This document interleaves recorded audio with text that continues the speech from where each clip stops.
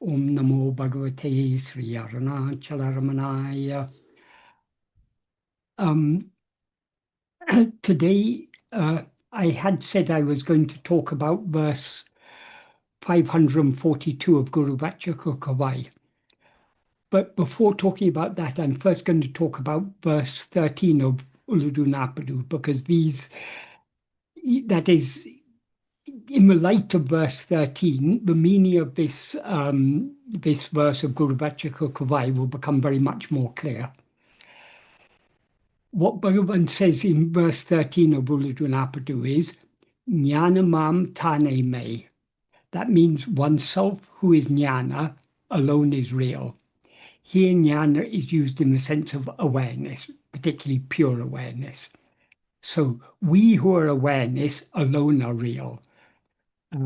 That is the fundamental principle of Bhagavan's teachings. In Nana, in the 7th paragraph, he begins by saying, Yatatmai Uڵḷadu Atma-sarupam.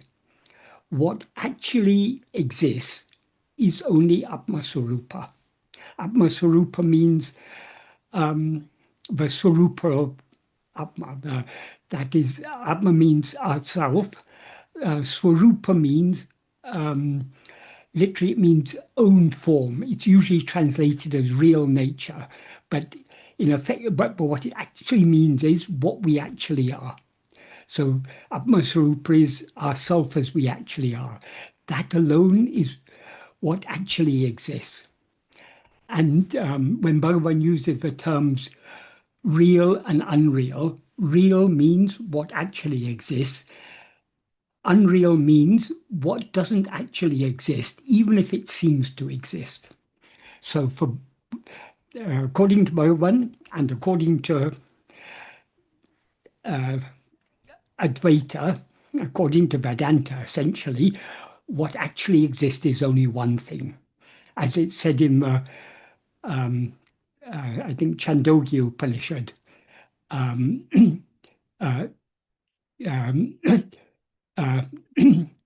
Ekam eva advitiyam, one only without a second. That is what Brahman is. And what is that one? It is Sateva, it is being alone. So that is what alone actually exists. Everything else is a mere appearance. So it doesn't actually exist, even though it seems to exist. So that's the first sentence. Oneself who is awareness, jnana, alone is real. And the next sentence is Nāna vam jnanam ajnanamam. That means awareness, literally, the literal meaning is awareness which is many is ignorance. So what does he mean by Nāna vam jnanam, awareness which is many? In an earlier version of this verse, which is in Upadesha Tanipaka, wait a second, I'll just get that verse also. Yeah, that is verse 12, yes. In verse 12 of Upadesha Tanipaka, which is the original form of this verse. Bhagavan first wrote verse 12 of Uڵḷadu Nāṛpadu, and then he modified it to form this verse 13 of Uڵḷadu Nāṛpadu. What he said in verse 12 of Upadesha Tanipaka, Jnanam andre unme, jnana alone is real. And then he said, Nāna vai kankindra jnanam andri indru ajnana. That is, ajnana, which is not other than the awareness that sees as many. That is, what actually exists is only one thing, namely ourself. If we see many things, we are seeing ourselves as many. So Nāna vai kankindra jnana means awareness that sees as many.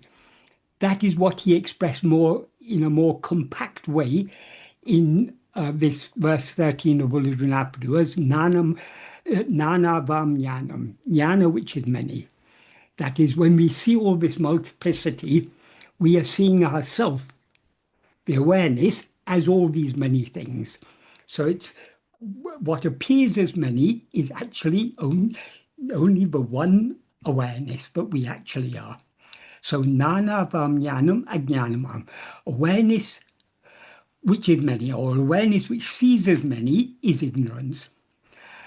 And then he goes on to say, poyam ajñāname jnanamam tanne andri indru.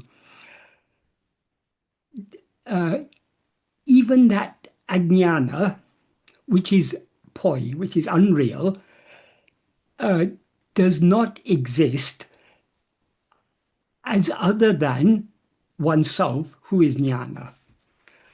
That is, all this multiplicity that we are seeing, or this awareness of multiplicity, has no existence independent of ourself, who are the one real jnana, the one real awareness. And then to illustrate this, he gives an analogy. Anigal tam palavum poi. All the many ornaments are unreal. Meyam ponne andri undo. Do they exist as other than the gold, which is real? Puhal say. Here Bhagavan is stating a fundamental principle of Advaita. But what is real is only the substance. Forms are unreal. So in the context of this analogy, gold is the substance. The ornaments are the forms. The ornaments have no independent existence. They derive their existence from the gold, which is their substance.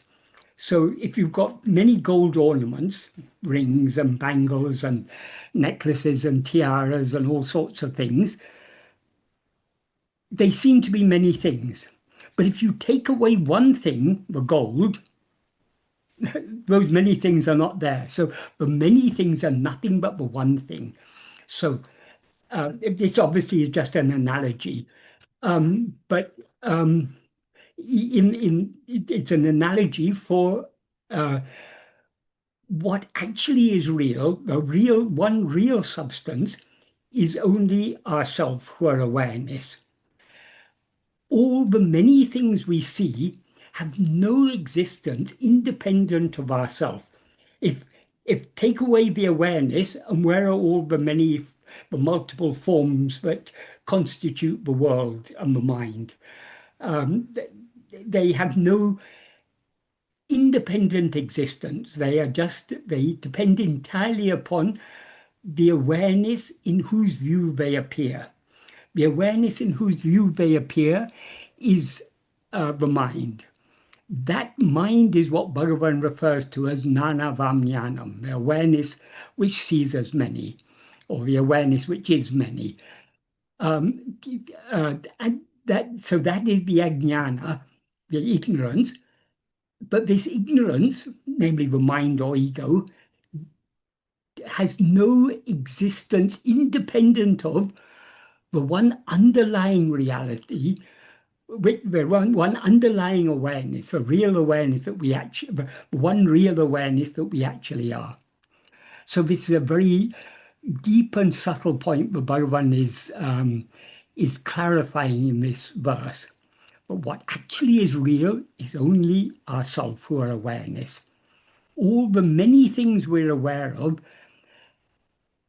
it's just that these are just appearances. They're completely unreal. This awareness of many things, that is the many things, the multiple phenomena that make up this world, and the multiple phenomena that make up the mind,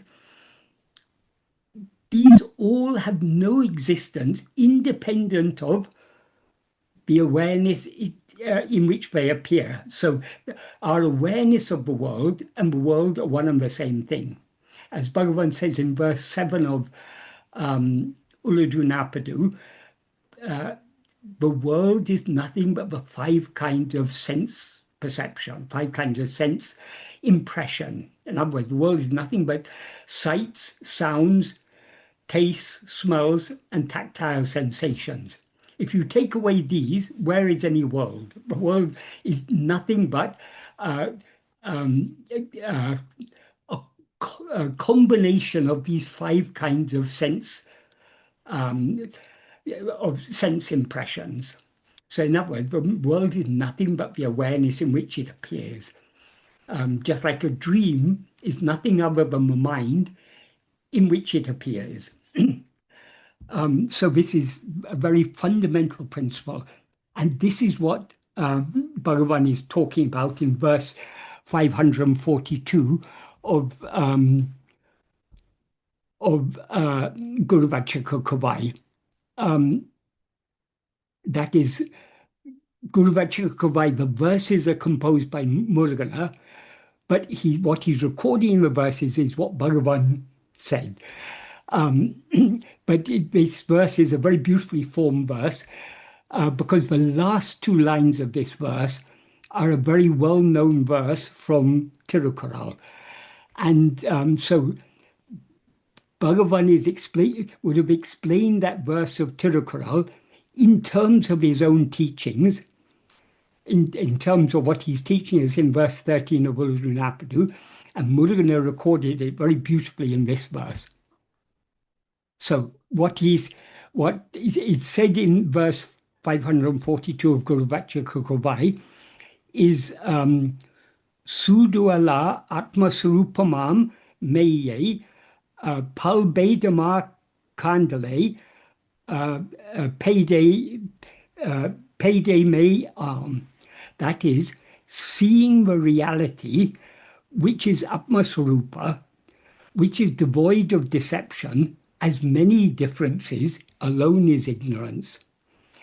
The significance of Sūdhuala, which is devoid of deception, that is, to see the one as many is a deception. But in Atma-surupa, there's no such deception.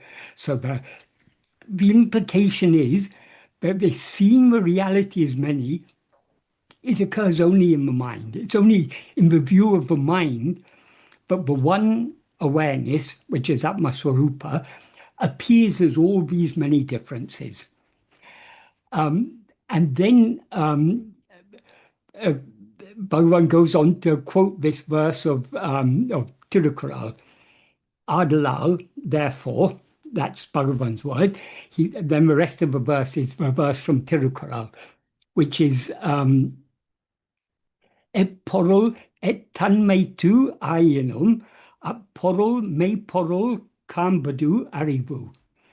Therefore, though whatever thing be of whatever nature, seeing that thing as the real thing is knowledge. To understand fully that is, it's a bit flat when we translate it into English, because the word that is used in Tamil, the word that Tiruvallava used in the original verse, is porul. Porul is a word that has a range of meanings.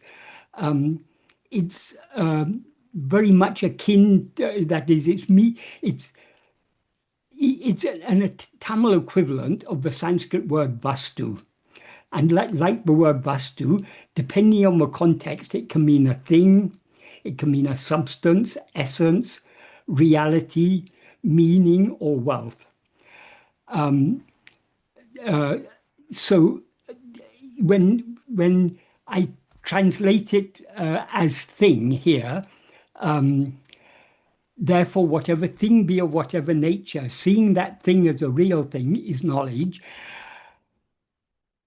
The real thing, the Mayporul, is referring to the one reality, which is Atma-swarupa. Though we see that, so what the Bhagavan is explaining, but what Tiruvallava means in this verse is that though we see many things of various different types of nature, some things have material, some things are mental, or some things appear to be material, other things appear to be mental. And there's so many different types of nature the phenomena have. But whatever thing, whatever phenomenon, be of whatever nature, seeing that phenomenon as the one reality, the one real thing, the one true substance is knowledge. In other words, there are many gold ornaments. We see many gold ornaments. We see, and we can say this is a ring, this is a bangle, this is a necklace, this is a tiara. These are just names and forms. What actually is there is only gold. It's gold in the form of a ring, gold in the form of a bangle, gold in the form of a necklace, and so on. So, but what's actually there is only gold. So if instead of seeing as many gold ornaments, if we see it as the one substance gold, that is the real knowledge. So applying that analogy to our experience, we now see the one as many.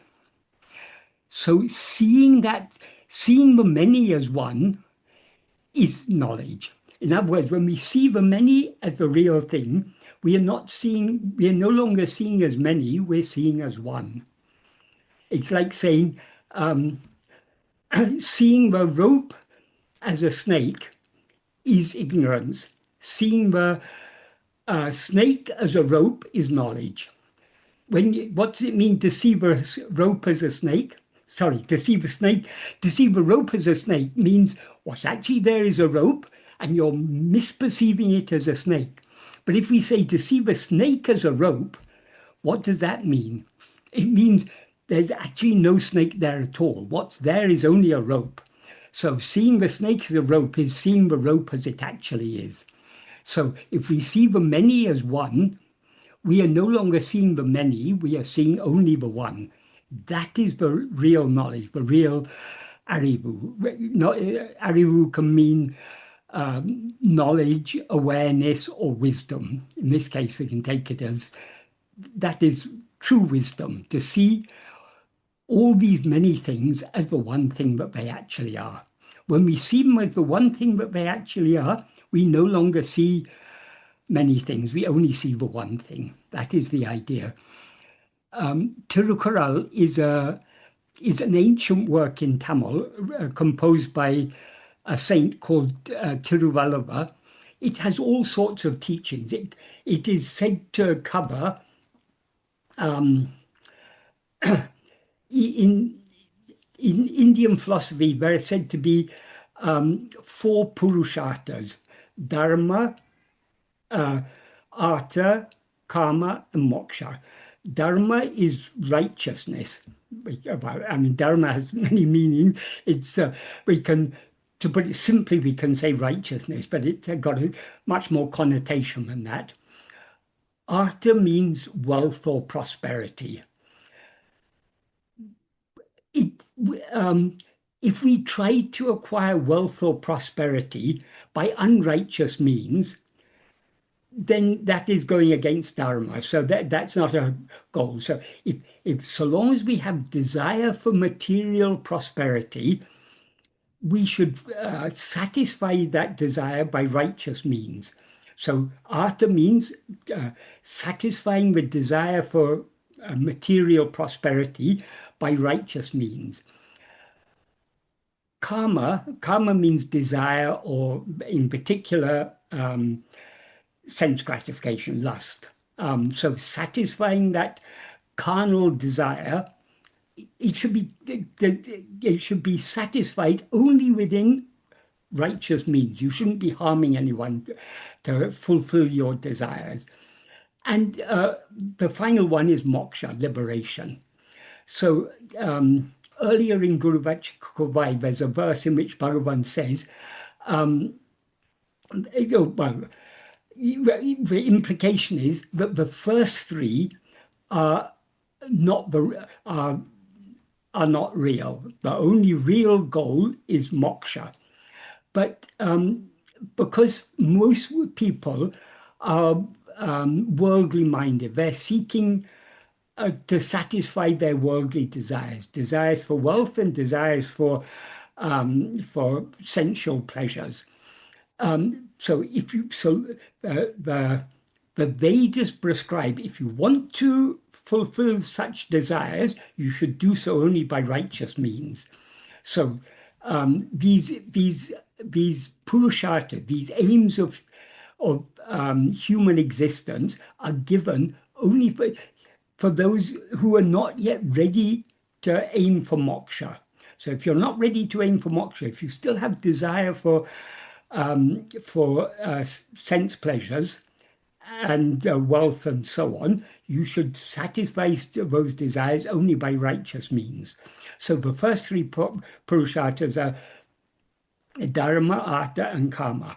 In Tamil, it is said, the same thing is said. The Tamil equivalent is arum means dharma, porul means, here porul is used in a different sense. Porul, one of the meanings of porul is wealth. Wealth. Imbam means pleasure, referring to the carnal pleasures. And vidu is moksha. So Tirukkural is said to be a text teaching the principles of dharma, artha, and karma. Moksha is not said to be the aim of Tirukkural, but though it's not explicitly there, it is implicitly there in a few chapters on renunciation. And this is one of the verses that are pointing towards moksha, pointing beyond all these petty pleasures of this world, trying to see what is the underlying reality of all these things. Why do we have desire for wealth? Why do we have desire for carnal pleasures? We have these desires because we all desire to be happy. And when we rise as ego, we seem to lack happiness because we have separated ourselves from our real nature, which is infinite happiness. So because we seem to lack happiness, we seek happiness outside ourselves in material possessions and sensual pleasures and so on. So long as we have that ignorance to seek these things, we should seek them only by righteous means. That's why the first three purusharthas are stated as goals of human life. But the most important of the first three is dharma, because without dharma, if you try to satisfy your desire for wealth or your desire for sensual pleasures by any means that are opposed to dharma, that is not good. So if you want to fulfill your desires, you should do so by righteous means. So that's why always dharma is mentioned as the first one. So it's only within the constraints of dharma that we should seek to satisfy our desires for material wealth and sensual pleasures. But so long as we're doing so, we're seeking for happiness in the wrong place, because happiness doesn't lie in material wealth. It doesn't lie in sensual pleasures. We may get little iotas of happiness from these things, but the infinite happiness that we actually are will always evade us. The infinite happiness that we actually are lies within us. So long as we are seeing the many, we are not experiencing ourselves as we actually are. So we need to see the many as one. And how can we see the many as one? We first need to see ourselves, see what we actually are. And then we will see that everything, what previously had appeared, what had previously appeared as many is actually nothing other than ourselves, the one awareness that alone actually exists. Seeing ourselves as we actually are, and thereby seeing everything as ourselves, that is, as is said in this Tirukkural verse, that is wisdom, that is moksha, that is liberation, when we see ourselves as we actually are. And we can't see ourselves as we actually are so long as we're seeing manyness, because that's ignorance. What we actually are is one. So only when we see ourselves as the one and only thing, the one thing that alone actually exists, that is alone real wisdom. So there's a lot of very deep meaning implied in this verse. I'll read my explanatory paraphrase. seeing the reality, I expand that as seeing the one infinite, indivisible, and immutable reality, which is Atma-swarupa, the very nature of oneself, which is devoid of Sudu, deception, fraud, deceit, or trickery, as many differences, numerous diverse phenomena, is alone ignorance. Therefore, though whatever thing appears, seeming to be of whatever nature, seeing that thing as a real thing, namely as Atma-swarupa, the one infinite substance, which alone is what actually exists, is real knowledge or wisdom. And then Sadhu Om has given a paraphrase for this in Tamil. The meaning of his Tamil paraphrase is, seeing Atma-swarupa, the very nature of oneself, the reality that transcends kalpana, mental fabrication or imagination, as many, instead of seeing it as one, alone is ajnana, ignorance. Therefore, though whatever thing be seen to be of whatever name and form nature, seeing it as the real thing, as Atman or Atma-swarupa, which is the adhisthana, the basis or foundation of that thing, alone is jnana, real knowledge. And because Sadhu Om has written a note appreciating the skillful way in which Muruganar has blended this verse of Tirukkural into the verse that he composed to express Bhagavad teachings. Sadhu Om writes in his note, the meaning of the note that he wrote in Tamil is, the last two lines of this verse come under the heading May Unadal, real knowing, in the section Turavu Aram, the Dharma of renunciation, as verse 355 of Tirukkural. And then he paraphrases the words of the verse in a very nice way. It's difficult to bring out the beauty of the way he's expressed it in English, but what he says is, may the sublime nature of Muruganar, namely, though whatever kural be of whatever poral, substance or meaning, his skill in handling that kural only for Mayporal, the real substance, may that be seen shining sweetly in this verse. That is, he's adapting the words of the verse to express beautifully in what a sweet way Muruganar has handled this verse of Tirukkural to bring out the meaning of Bhagavan's teachings. And I have also written a note for this, but I've more or less said the note already. The exact meaning of verse 355 of Tirukkural is, whatever poral be of whatever nature, seeing that poral as the real poral is knowledge. Depending on the context in which it is used, poral has a range of meanings, such as thing, substance, essence, reality, meaning, or wealth. That is, like vastu in Sanskrit, it is often used to mean thing, but in a philosophical context, it means substance in the sense of the one ultimate substance. So though in this verse we can translate it as thing, we should understand that Mayporal, the real thing, means the one and only real substance, namely Sat-Chit, pure being awareness, which is Atma-swarupa, ourself as we actually are. So does anyone have any questions about either of these two verses? Yeah, Rati has a question. Rati, would you like to? Yes, Michael, first couple of quick comments about it.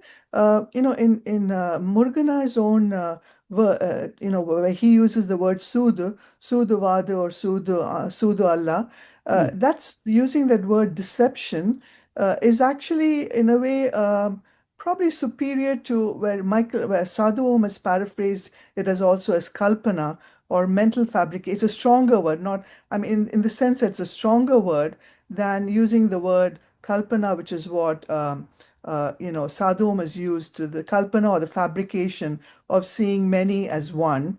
And in Muruganars, it is the deception or the trickery of seeing many as one. So that differences there are. And I would like to also add that, when I think you didn't mention that here when in your what you've written in here in your note about Sadhu Om's paraphrase, that he uses the word adhishtana in his paraphrase, and that's a good word for also the substratum or the foundation or I mean the basis, um, as another word for Maypurul or the true Yeah. Purul or the true substance. And again, with the word substance, it's also nice. You've also given various synonyms. The word essence is also a nice word to think of substance as essence, because essence is, somehow it's like a rasa. It's not even, it's not even so material. It is Yeah. almost, subtle. It's more subtle in some Yes. way than, being that material. So in that sense, so that was one point. But again, the point I wanted to say here is this is the problem that we all face in, seeing these differences, which is what causes all the problems in our life, our daily existence. And the biggest problems I think we face, the sorrow we face, is the dukkha is mainly from separation, which can either be, separation from either things or people, or whether real separation, temporary separation, or permanent separation through bereavement. So could you speak a little bit about how, I know the best way, obviously, the best way to overcome seeing many as one is obviously by abiding in the Atmasvarupa. And that is actually the only way one can do that. And the other way is through, smarana, nididhyasana, and, that sort of thing, by listening, contemplating, and practicing. Now, listening and contemplating. In this context, I would like to say, is there any other way that you can think of? And, it's interesting to note that, because this came up in a conversation which I had once with one of my uncles about Bhagwan and about myself, about trying to maintain, like in overcoming bereavement, you want to maintain, keeping a focus on the adhisthana rather than the focus on the many. Like throughout the day, how can one be focused on the inner substance? So to do that, we can think of Bhagwan himself, who seems to have had a faraway expression in his, in his eyes. He seemed to be looking into the distance, because my uncle suggested, you can sort of blur out the foreground and be focused on the background, which is the adhisthana. But this is maybe some sort of I mean, one can also keep one's eyes wide open and be looking at things and not be looking at them at all, actually, in the sense, so in that sense, I'm not sure if that was really useful advice. What would you say about all of this, Michael? Okay. Regarding Adhisthana, yes, Adhisthana is a very appropriate word to use here. What is the Adhisthana, the basis or the foundation of the gold ornaments? It is only the gold. So the substance is always the Adhisthana of the forms. In terms of our experience, we are the Adhisthana. We, as the pure awareness that we actually are, is the Adhisthana. So if we want to see that Adhisthana, we need to keep our attention on ourselves. And there is only one way, and that is this way. Because so long as we attend to anything other than ourselves, we are seeing the one as many. Because any awareness of anything other than ourselves, you then have two things. We are the subject, and whatever we're aware of is the object. So you've got two there. But once you've got two, then the two multiplies into many. So if we want to see the many as one, we need to see the one that actually exists. That is ourself. So we need to keep our attention on ourself. Regarding Bhagavan, seeming to be looking in the distance, Bhagavan is for Bhagavan there is no distance. There is only one thing. Because because well, for him there is no attention, because attention is only a function of the mind. But because we see him as a body and mind, we see him as a person, he seems to have attention. and his attention is always on that adhisthana, that source, the source and substance, which is what we always actually are. So in our view, it may seem that Bhagavan is gazing into the distance, but actually he's gazing into the one thing which is ever closer and more intimate than any other thing, namely our own being, the awareness that we actually are.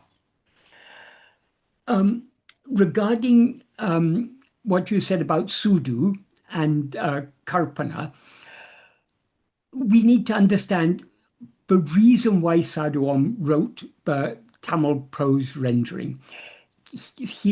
Though his Tamil prose rendering was published as a separate book, that was because the verses had already been published, and Delhi Kendra, who were printing the Sadhu Om's meaning, they didn't have enough funds to print both together.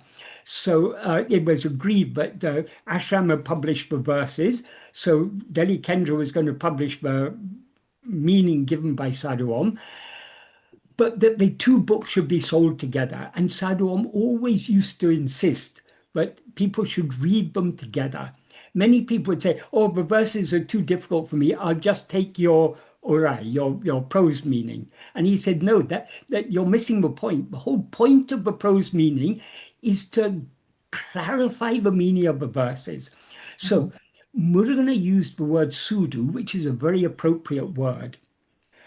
Sadhu Om is the aim of, because the Sadhu Om's orai, his paraphrase, is meant to be read along with the verse, he's clarifying in what sense Murugan is using that word Sudu. That is, seeing the one as many is the biggest deception of all. That is Maya, the ultimate deception. So but all this is nothing but a kalpana, as Bhagavan said. In that 7th paragraph of Nana, that I referred to earlier, in which he begins by saying, Yatatmai Uڵḷadu Atma-sarupam Andre, what actually exists is only Atma-sarupa. He then goes on to say, the world, soul, and God are just kalpana, fabrication, mental fabrications in it, like the silver seen in a shell. And the three appear simultaneously and disappear simultaneously. In other words, as soon as we rise as ego, we see a world and we either recognize or don't recognize, but there is a power beyond this world, which we call God, which is actually nothing but our own reality. But because we've limited ourselves as jiva, our own unlimited reality seems to be another, and we refer to it as God. So these three appear simultaneously and disappear simultaneously. The reality of all these things is only Swarupa. So he ends by saying, Swarupa me nan, Swarupa alone is I, Swarupa alone is the world, Swarupa alone is God. Everything is only Shiva Swarupa. So seeing the one as many is ignorance. It is also a kalpana. It is a mental fabrication, because many things don't exist. What actually exists is only one. So if you see the snake as a rope, if you see the rope as a snake, that snake is a kalpana. It's a mental fabrication, because there's no snake there at all. There's only a rope, but we see it as a snake. So the word Sudu and kalpana actually go very well together. So when Sadhu Om uses the word kalpana, he's clarifying in what sense is it a deception. Yes, and by using the word kalpana, he's actually showing that this trickery is our own doing. It's showing, It's our own doing. this Yeah, kalpana yeah. is our own fabrication. So it's our doing. Yeah. There's a term that Bhagavan often used. It's because most people recorded in English, these things get lost. But Murugan, because he recorded in Tamil, this word occurs often. This term occurs often in Guru Vācaka Kōvai, but this is a term that Bhagavan often used. Mana Maya. That is the mind Maya. Because for Bhagavan, Maya is not something out there that is deceiving us. We are we as ego or mind, we are self of a Maya. We are deceiving ourselves in our in in our real nature, in what we actually are, Atma-swarupa. There's no deception at all. But ego, as soon as we raise as ego, ego is the first deception and the root of all other deceptions. Mhm. So But when we, it's Sadhu Om has very beautifully explained the significance of that word Sudu by bringing in this word Kalpana. But of course, we need to think about it. We need to, why when Murugan used the word Sudu, why does Sadhu Om use the word Kalpana? We need to think about it and understand what is being clarified there. yeah, yeah. It's also nice that, when he also, I like the when you added the note, Sadhu Om's note, where he says that that Muruganar uses the kural of Yes, Thirukural, the kural of Mai Purul. The kural in Tamil also means voice or tone, or besides just meaning verse, can yes, also mean yes, voice or tone. yes, So the beautiful voice of Muruganar is yes, heard in this verse of Suda Suda Allah, Suda yes, Allah yeah, Anman, yeah, Anman only, yeah. So that way it is, you see that. So which is nice. But this is always a battle, right? I mean, how do you really always hold on to the Adhisthana, get, unfortunately, we are being in this world where we are forced to some activities, we might limit our activities to essential activities or what we consider to be essential for our survival. But those activities require us to see differences. And for instance, we are very focused on your cooking or your walking or you're doing something. We're not walking so much, but maybe even actually can be doing a lot of things without mind and without any awareness of it, but just doing it pretty well without mind engaged in it at all. I know there is a way of doing it not being engaged in it at all. But still, then you're still. How much can one be focused on one's Adhisthana all the time? I mean, how can one do Pay that? attention to what you said. All that you said now, you Mhm, started by saying being in this world. What mhm. does it mean to be in this world? Are we in this world or is this world in us? We seem to be in this world because we have risen as ego, identified a body as I, and projected a world.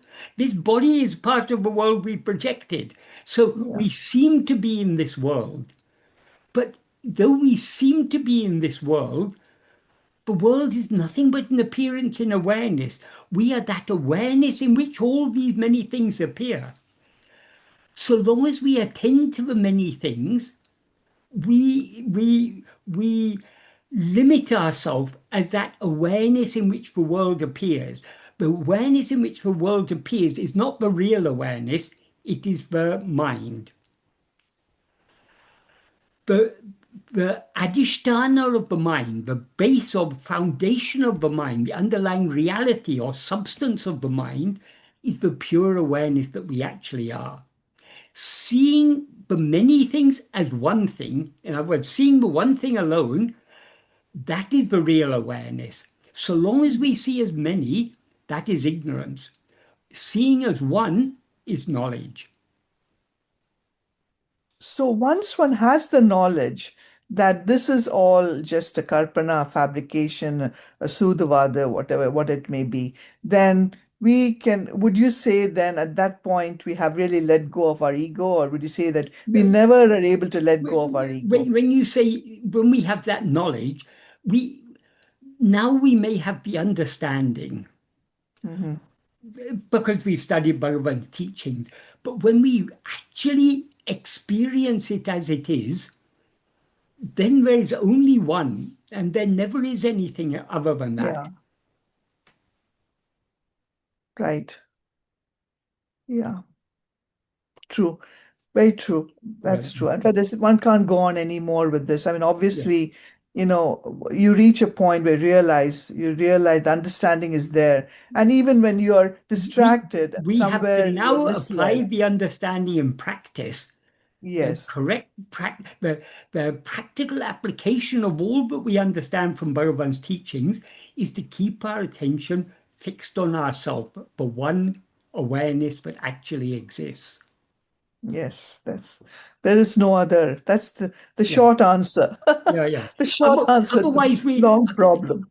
Yes. it's necessary to understand Bhagavan's teachings, but merely Yes. understanding Bhagavan's teachings is inadequate, because it's not going to. We're not going to. We're not going to. We're not liberated merely by understanding these things.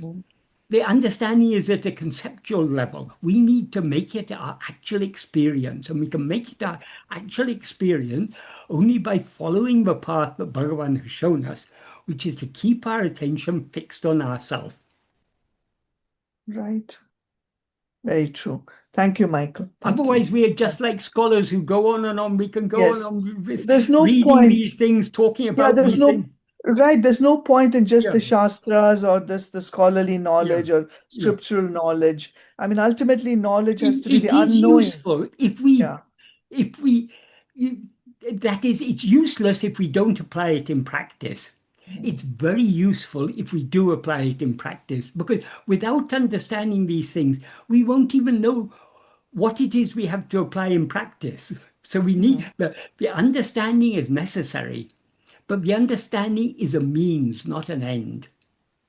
Yes. It's a means to know how to follow the path. If we don't clearly distinguish ourselves, the one awareness, from all the many things that seem to exist, we won't even, there'll be no way out. The only way out is to recognize that we as awareness are something distinct from all these appearances, because everything that appears in awareness and disappears in awareness. So awareness has to be something distinct from all phenomena. So what is that awareness? That is what we need to investigate. Yes. And investigating it means keeping our attention fixed on it. Yes. It's awareness. Yes. The practice of awareness. Yeah. Attention to the, Yeah. it's attention. Yes. Yeah. Okay, Michael, thank you very much. Attention to what is attending. Yes. To who is attending? Yes. To who is attending? Yes. Or what? I mean, Bhagwan would always say to whom, who is attending, who's attending, in that sense. Yeah. True. Yeah, the reason people sometimes say, wouldn't it be more appropriate if Bhagavan used what rather than who? What am I rather than who am I? Because who am I implies a person. Well, Bhagavan does sometimes use the word what in Uڵḷadu and other places, but the reason why he often used the word who is what is rather abstract. Who is more intimate. So it's that people wrongly interpret who to mean personal. It's not because Bhagavan pointing at a person. I saw somehow I can't remember, someone sent me a clip of some video, and I saw something else where someone was commenting about Bhagavan's teachings, one of these neo-Advaita people, and they said it shouldn't really be who, it should be what, because who means a person. That person had misunderstood the reason why Bhagavan uses who. Because to bring it more, Bhagavan is all, that is, words are always inadequate. But Bhagavan uses words in the best, most effective way possible to draw our attention back towards ourselves. And by using the word who, because we seem to be a person, he uses the personal interrogative pronoun who. But when we investigate who we are, we go beyond the person that we seem to be, back to the underlying reality. yeah, because by saying who, you're forced to look back and at the ego that is causing you to see the who. As soon as you say what, it implies some object. Then you're a porul. Then you're a Yeah, substance. You're a porul. Yeah. Yeah, but it's also not correct to say that Bhagavan only uses who. He also uses Yeah. what in so many What? places. It Yes, depends what? upon the context. For Yes. example, in verse 32 of Uڵḷadu Nāṛpadu, he says, when the Vedas say you are that, instead of investigating what am I, there, because that what, it's appropriate to use that Yes. what there. Yes. In other contexts, it's more appropriate to use who. But they both mean the same ultimately. It's just Yes. which is more effective at drawing our attention back to ourselves. Yes. Thank you very much, Michael. Right. Thank you. Namo Ramanaya. And so, And like you said, Lakshana or indicator, pointer. it's all pointers. Words can't do anything more than point. The truth can never be contained in words. But words are useful only to the extent to which they point us back, our attention back towards ourselves. So there's one more question on the today's verse.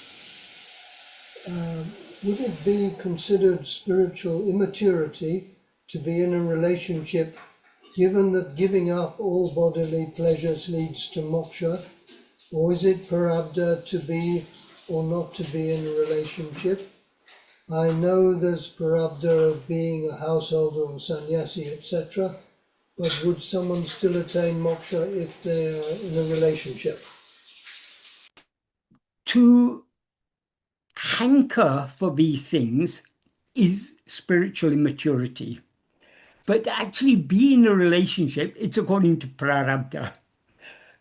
That's why Bhagavan didn't attach so much importance to external renunciation. Some people, Arthur Osborne has written somewhere, Bhagavan was opposed to people taking sannyasa. That's not quite correct. For some people, sannyasa is appropriate. Some people, to be living a married life is appropriate.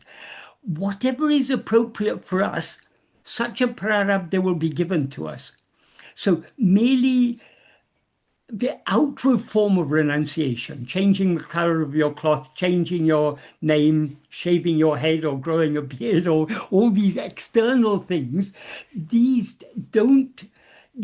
are not the real renunciation. The real renunciation has to be from within, giving up attending to other things and attending only to oneself. That is the true renunciation.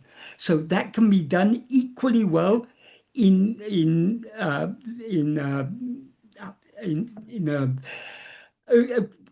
married life as in an unmarried life. It depends on what is most suitable to that individual. That is, whatever prarabdha we are given, that prarabdha is not an arbitrary prarabdha. It is tailor-made to suit us at our present stage of spiritual development. So for everyone, whether you're married or unmarried, I mean, whether you're living a brahmachari and celibate life or a life with a sexual partner, a conjugal life, lust is a problem for everyone because there's the only way to overcome lust is to overcome the identification with the body. So long as we identify a body as I, there will be, I mean, lust is inevitable because it's part of the biology of this body. So one way to deal with this problem of lust is to be celibate, to avoid it. But there's a problem there. Sometimes when you deny yourself a thing, the hankering and the imagination will be more. So sometimes it's better to be in a married relationship. But even in a married relationship, the problem is still there because that even if a desire is gratified, sooner or later it'll rise up again. It rise up again. So this is an inevitable part of identifying a body as I. It is said some people are asexual. They don't have much sexual desire. maybe they're fortunate, most people, but for the majority of us, sexual desire is just part of whether we're celibate or whether we're married or whatever, it's just part of the biology of his body that we now mistake ourselves to be. So the only way to conquer lust is to conquer this dehatma buddhi, this false identification of ourselves with the body, which is nothing but ego. The very nature of ego is to always identify itself as I am this body. So long as we rise as ego, we cannot say that we have conquered lust. That is, we're always susceptible to that. So it's not the physical act of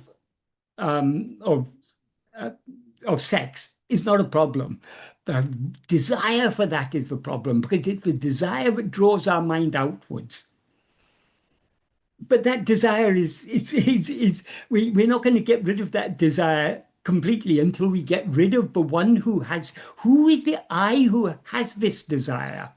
Only when that I is destroyed, that ego is destroyed, can we really be said to have conquered lust.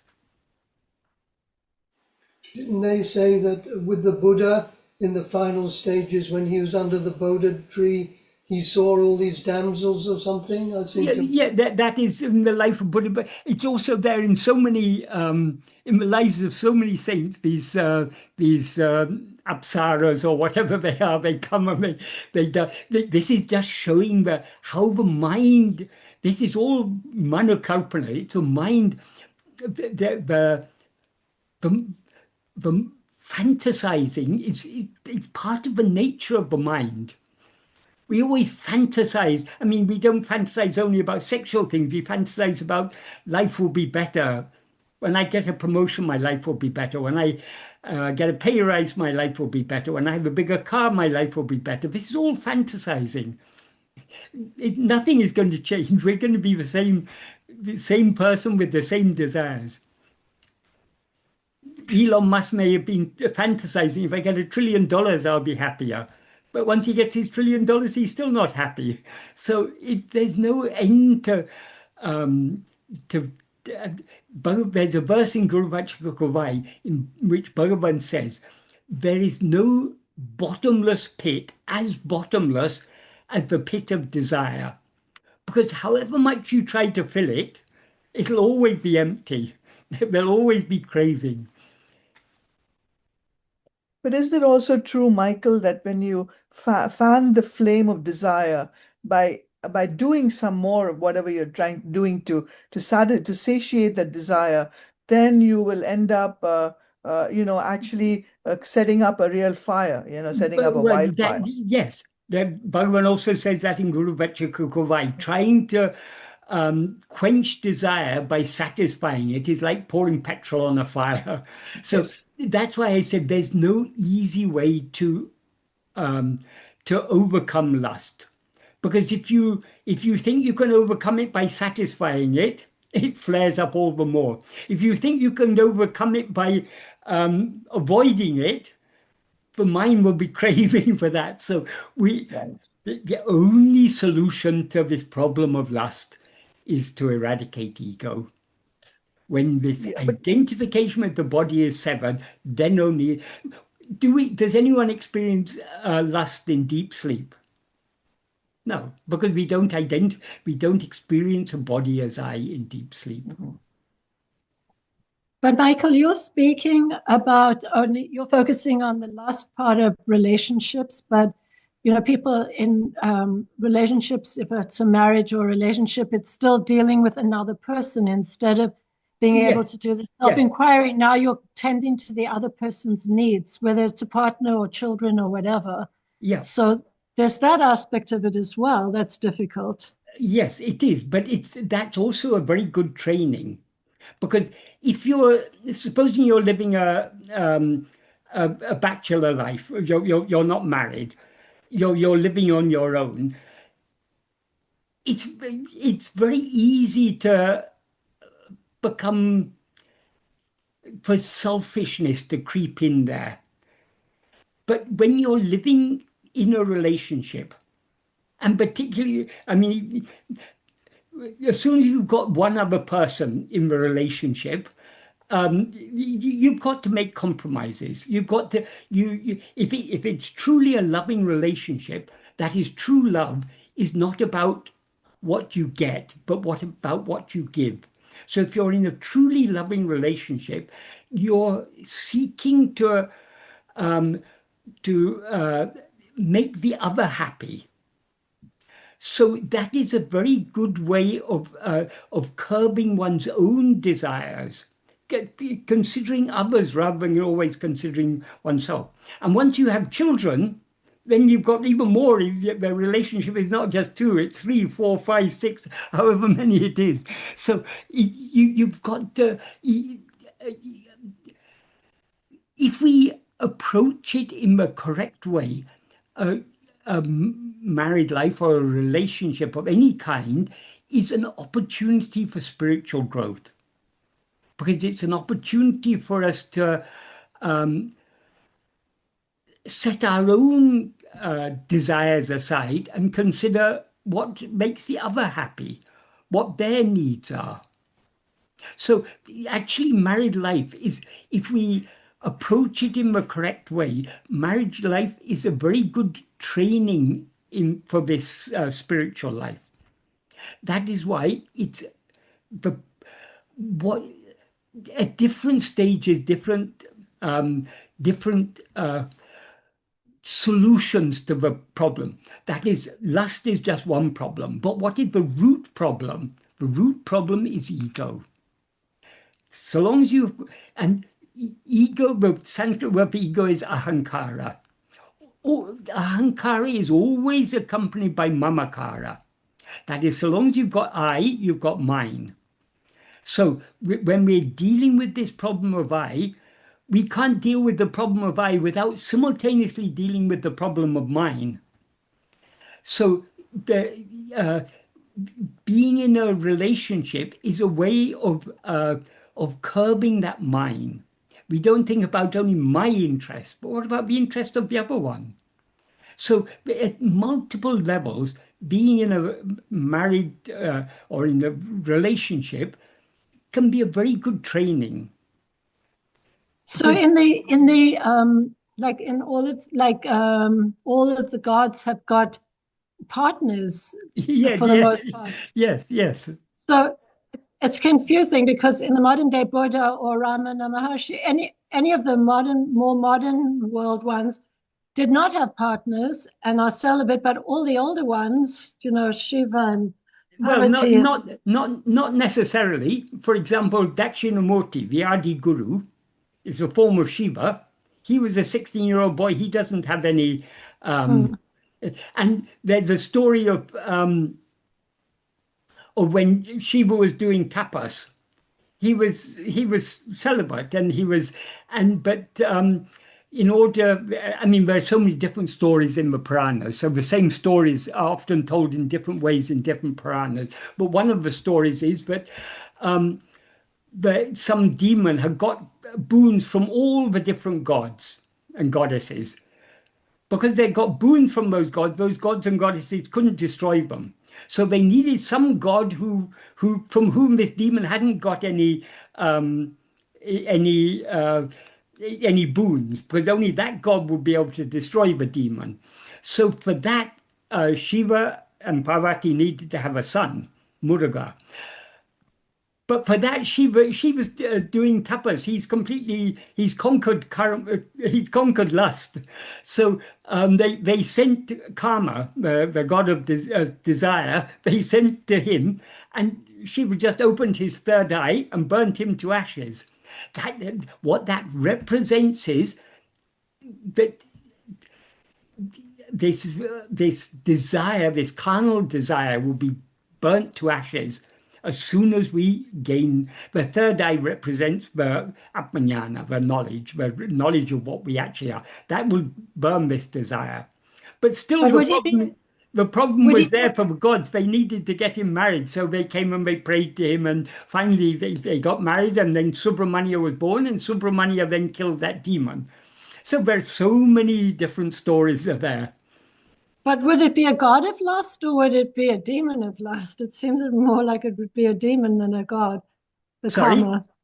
Would it be a god of lust, like you're saying, Oh, no, or would no, it be a definitely, demon? definitely he's a god, because without him, he's a necessary part of the the propagation of his creation. The creation would come to an end if there was no, if all creatures gave up, didn't have sexual desire, there'd be no reproduction, life would come to an end. So, I mean, it becomes a demon if we allow. Yeah, I mean, it's demonic when we allow ourselves to become a slave of our desires. But what karma represents is merely that process of the reproduction of the species. For the ego, for purposes of ego. Yeah, yeah. So it all depends on how we take it. Hmm. All these Puranic stories, they all have meaning at many different levels, so they can be interpreted in many different ways. So for someone who is trying to live a celibate life, yes, he definitely karma is definitely a demon. But for householders, it's all part of how would you have children without that desire? So it's all different ways of viewing the same thing. But ultimately, we need to go beyond all this. Yeah, so it The could be real like, happy, I think I've heard you say in the past that just go about your business, do what you need to do, whether it's relationship or your job or whatever, and don't just let your body do that, let your mind do that, but you're still doing the self-inquiry. yeah, yeah, yeah. Nothing that we do, we can't do anything without being. So being is fundamental.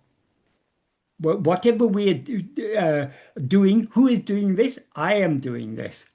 Who is knowing this? I am knowing this. So without this I, there can't be any uh, action or any knowledge. So in the whatever we may be doing, whatever we may be knowing, we are always free, if we want to turn our attention back towards ourselves. But I that seems to be doing and seems to be knowing. Yes. Mahanandamai had many householder devotees. She would say to them, see your child as Gopal in that form. Exactly. That's a beautiful way of taking it. That's one of the beauties of Hinduism. There are so many different relationships you can have with God. You can take God as mother, you can take God as father, you can take God as mother and father, you can take God as a child, you can take God as your lover, all according to different states of mind, different bhavas, and all are appropriate. But the key to all these different bhavas is the love. So if you take your child as Gopal, then that's but the natural love that a parent has for a child is transmuted, so to speak, into a divine love, because you're taking the child to be your Gopal, your so. But yes, there's so many ways we can deal with these things. Ultimately, it all depends upon the mind. Um, The mind is the cause of bondage, and mind is the cause of liberation, ultimately. We have the choice. Which do we want?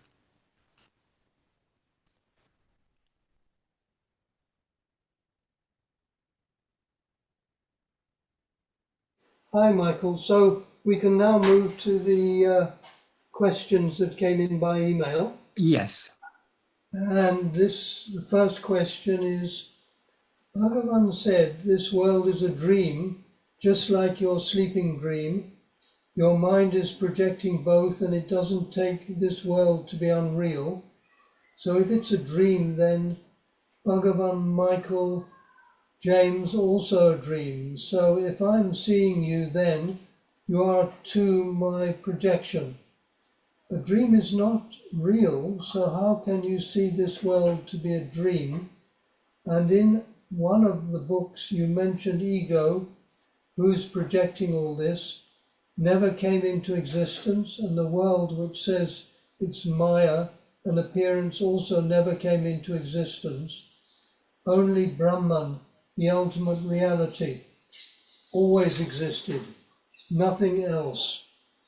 So when we just sit in that silence, will that silence reveal itself?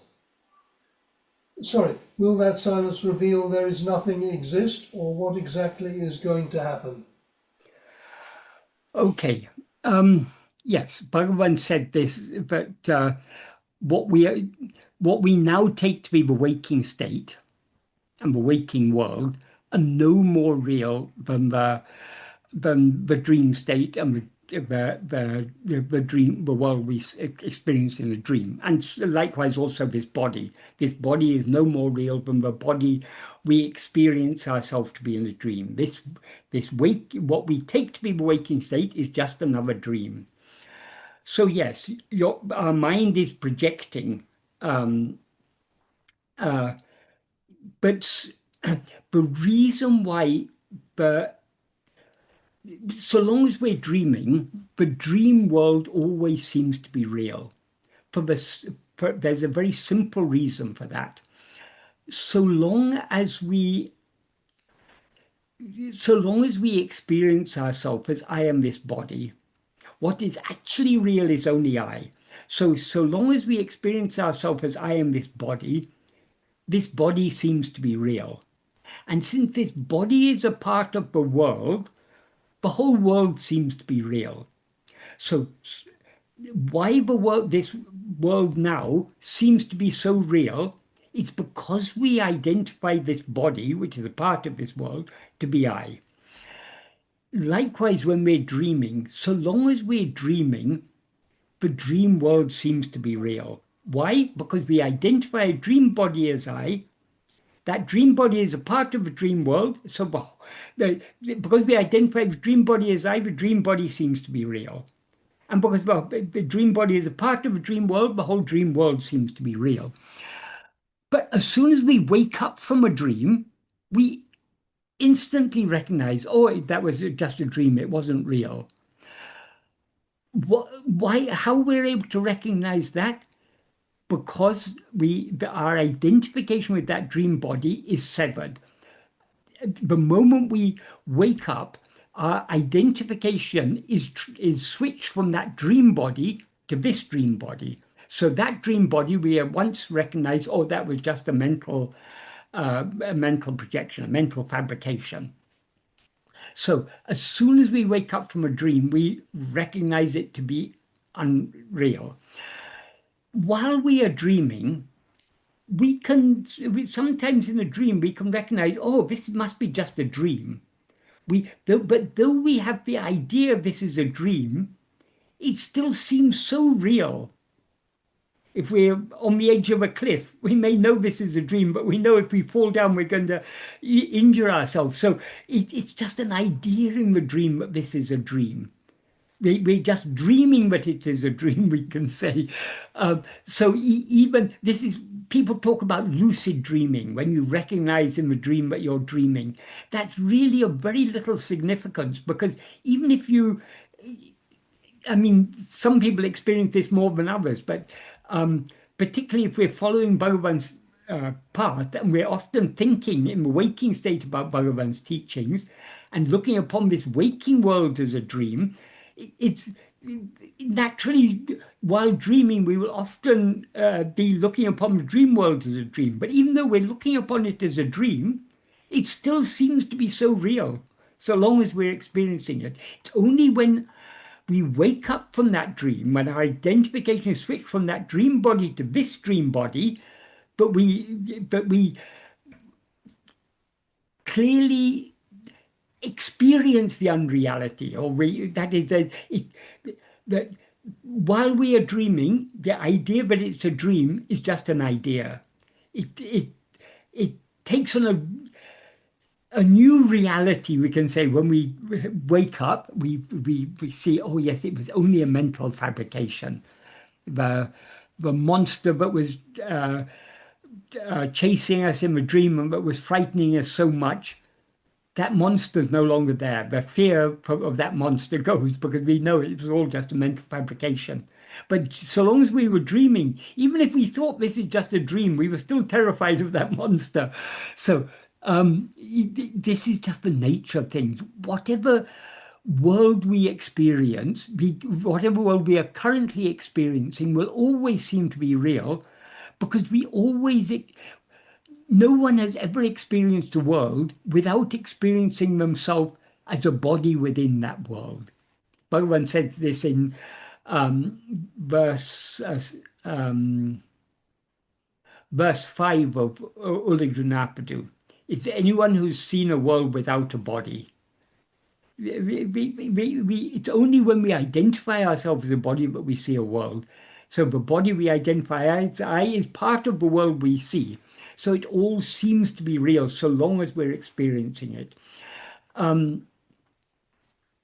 So going on with the question, so if it's a dream, then Bhagavan, Michael, also a dream. So if I'm seeing you, then you too are my projection. Yes, that is true. But we need to, one thing we need to understand here is, let's take Bhagavan. The name and form of Bhagavan is a mental projection. That doesn't mean Bhagavan is a mental projection, because what Bhagavan actually is our own reality. So what shines through that name and form, that is the clarity and love that we see in Bhagavan's eyes, for example, that is real, because that is our own reality we are seeing in the eyes of Bhagavan. So Bhagavan is real. The name and form of Bhagavan is unreal. To illustrate this, Bhagavan used an analogy. This actually is an analogy that's also used in an ancient Tamil work that Bhagavan sometimes used to refer to, called Oribil Odakam. The analogy is elephants are believed to be not afraid of anything other than lion. So it is believed that if an elephant, the elephants are so terrified of lions, if an elephant sees a lion in its dream, merely seeing that lion will cause it to wake up. That is, the fear caused by seeing the lion will wake it from its dream. So Bhagavan said the guru, the name and form of a guru, is like the lion that appears in the dream of the elephant. The lion is unreal. The name and form of a guru is unreal, but it brings about a real awakening. But when we say the guru is unreal, we're talking about the name and form of the guru is unreal. So the name and form of Bhagavan is a mental projection. But the reality, what is shining through that name and form, that is real. That alone is real, because that is our own being, our own reality. Another important point, when we say all this is our projection, in a dream, for example, everything we experience in a dream is our own mental projection. But just because it's our own mental projection, doesn't mean that we have control over it. We don't decide what we project in a dream.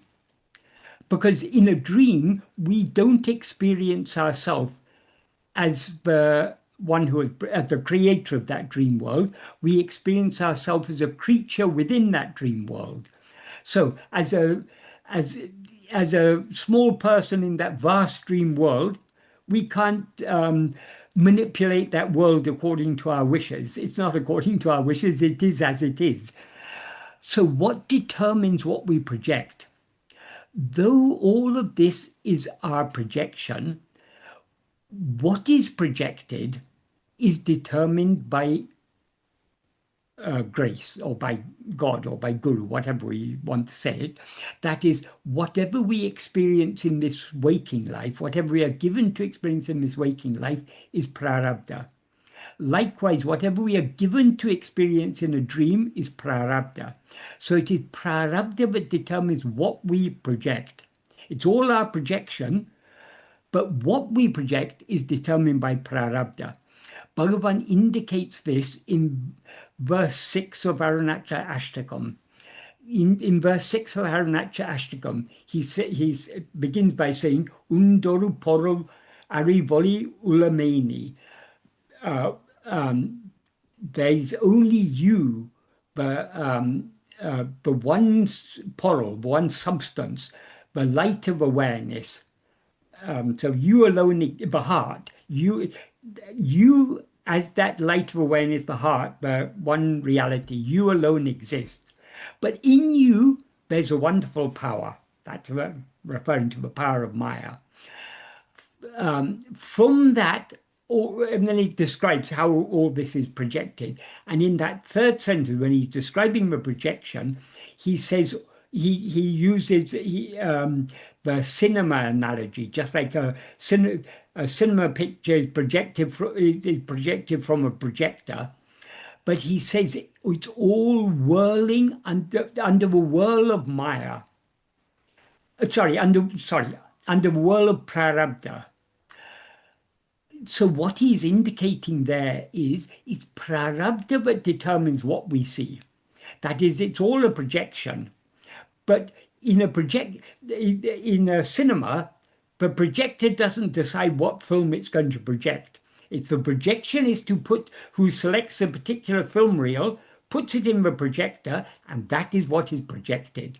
So the film reel is analogous to the prarabdha. That is what we are given to project. So though this is all our own projection, what we project is not determined by us, but determined by grace. So when Bhagavan appears in our dream, in the dream of our present life, in name and form, and gives us these teachings, that the appearance of Bhagavan and the teachings he gives are all given by prarabdha for our own salvation. That is, prarabdha cannot give us salvation, but it can. But God gives, or Bhagavan chooses a prarabdha for us that will be most conducive to our progressing towards liberation. So in this lifetime, we have been blessed to have Bhagavan appearing in this dream of ours and giving us these teachings. That is all according to prarabdha. But that does not ensure liberation. We have to make use of the teachings that Bhagavan has given us, follow the path he's shown us, then only we can attain liberation. Because liberation is nothing, the prarabdha can be conducive towards liberation. It cannot give us liberation. Because prarabdha is the fruit of our past karmas. Our past karmas are finite, so the fruit are finite. So liberation is not a it's not a karma pala, it's not the fruit of any karma. As Bhagavan says in verse 2 of Upadesha, karma cannot give liberation. And in the Sanskrit version, Upadesha Saram, he says, gati nirodhikam, it obstructs liberation.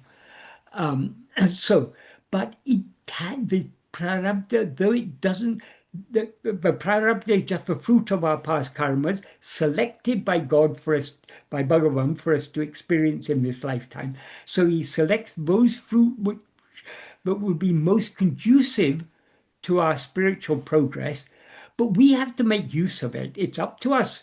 We've been given Bhagavan's teachings. He's shown us the way. It's up to us whether we want to follow this way or not.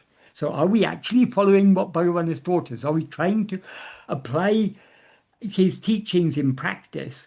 That is, we have that freedom, whether either to follow or not to follow. But we've been given the most favorable circumstances by prarabdha. So yes, it is all a projection, but what is projected is not determined by us, but determined by Bhagavan, who selects what we should project in this life. And then coming back to the question again, a dream is not real, so how can you see this world to be a dream? That is, we can have an understanding that all this is a dream, but still it seems to us to be real. Our experience is this is real, just like in a dream. In a dream, we can recognize sometimes things happen in dream, which if we think about it, no, that can't possibly happen. It couldn't happen in the waking state. Supposing, for example, in dream we're flying. We know in the waking state we can't fly. So when we fly, we may be just enjoying the experience of flying. But if we think about it, since I'm flying, then this must be a dream. We can think like that. But even though we think like that, still our flying seems to be so real. At the same time as we're thinking this is a dream, it seems so real, but we think, oh, if I'm able to fly now, I've always been able to fly. So only now I found out how to do it. It seems to us like that. So though the idea that this is a dream, this is unreal, may be there in our mind, still the experience seems to us to be so real. So as Bhagavan says in Nana, as real as all the things that happen in waking state seem to be while we're awake, so real all the happenings in dream seem to be while we're dreaming. Why? Because, as I explained, because we identify a dream body as I, and therefore the dream body seems to be real, and therefore the dream world seems to be real.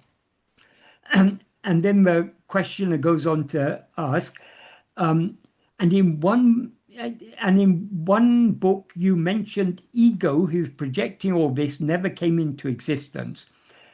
Yes, the truth is ego has never come into existence, but that's not our experience. Our experience now is we as ego are seeing this world, because only when ego rises does everything else rise along with it. So why? Because everything else exists only in the view of ourself as ego. So the truth is that ego never came into existence. And that's the ultimate truth. But it's not our experience now. Now we seem to be ego. We seem to be ego, as Bhagavan said, because we haven't investigated ourselves. If we investigate ourselves keenly enough, and thereby come to know what we actually are, then we will know that we have never risen as ego. In other words, there never has ever been any such thing as ego. That is the ultimate truth. But Bhagavan gives us his teaching. If Bhagavan tells us, oh, ego hasn't ever come into existence, world hasn't ever come into existence, that's the ajata. But how is that helpful to us now? It's perhaps nice to know, but that is the ultimate truth. But that doesn't that doesn't provide us a means to experience that. So Bhagavan comes down to our level. He accepts that we seem to be ego, and he says, if ego comes into being, everything comes into being. If ego is not, everything is not. Ego itself is everything. So now we seem to be ego. Though the ultimate truth is that this ego doesn't exist. But in order to realize that ego doesn't exist, we need to investigate ourselves. Why? Because so long as we're attending to anything other than ourselves, or in other words, so long as we're aware of anything other than ourselves, we who are aware of that thing are ego. So long as we can put it simply, so long as we're looking at other things, we seem to be ego. But if we turn back to look at ourselves, there's no such thing as ego to be found. That is, we seem to be ego only because we're aware of this world. If instead of attending to this world, if we turn our attention back to ourselves, the one to whom this world appears, then if we look deep inside ourselves, we will never find ego. Because we seem to be ego only so long as we're looking outside. When we're looking inside, what seemed to be ego subsides and merges back into what we actually are, the fundamental pure being awareness, Satchit, I am. That is what we actually are.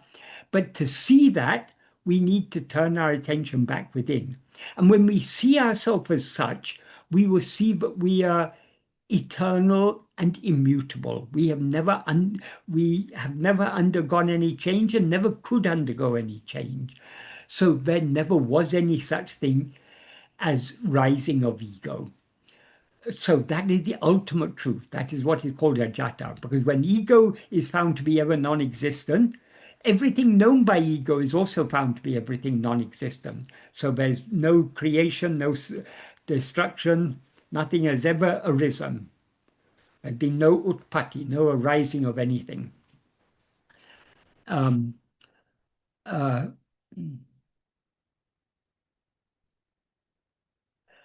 Only Brahman, the ultimate reality, always existed. Yes, that is the truth. When we know ourselves as we actually are, I mean, that is always the truth, but it's not the truth that we experience now, because now we experience very many things.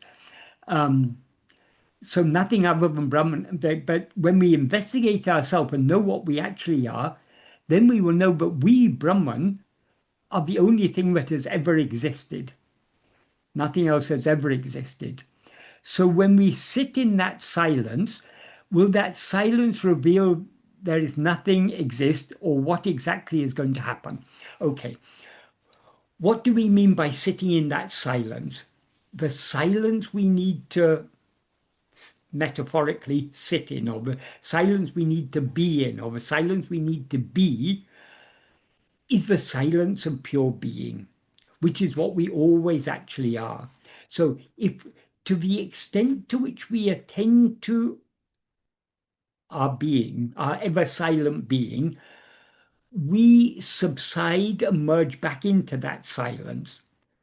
And when we dissolve back, when we as ego dissolve back into that silence of pure being, that silence will reveal that we alone exist and nothing else has ever existed.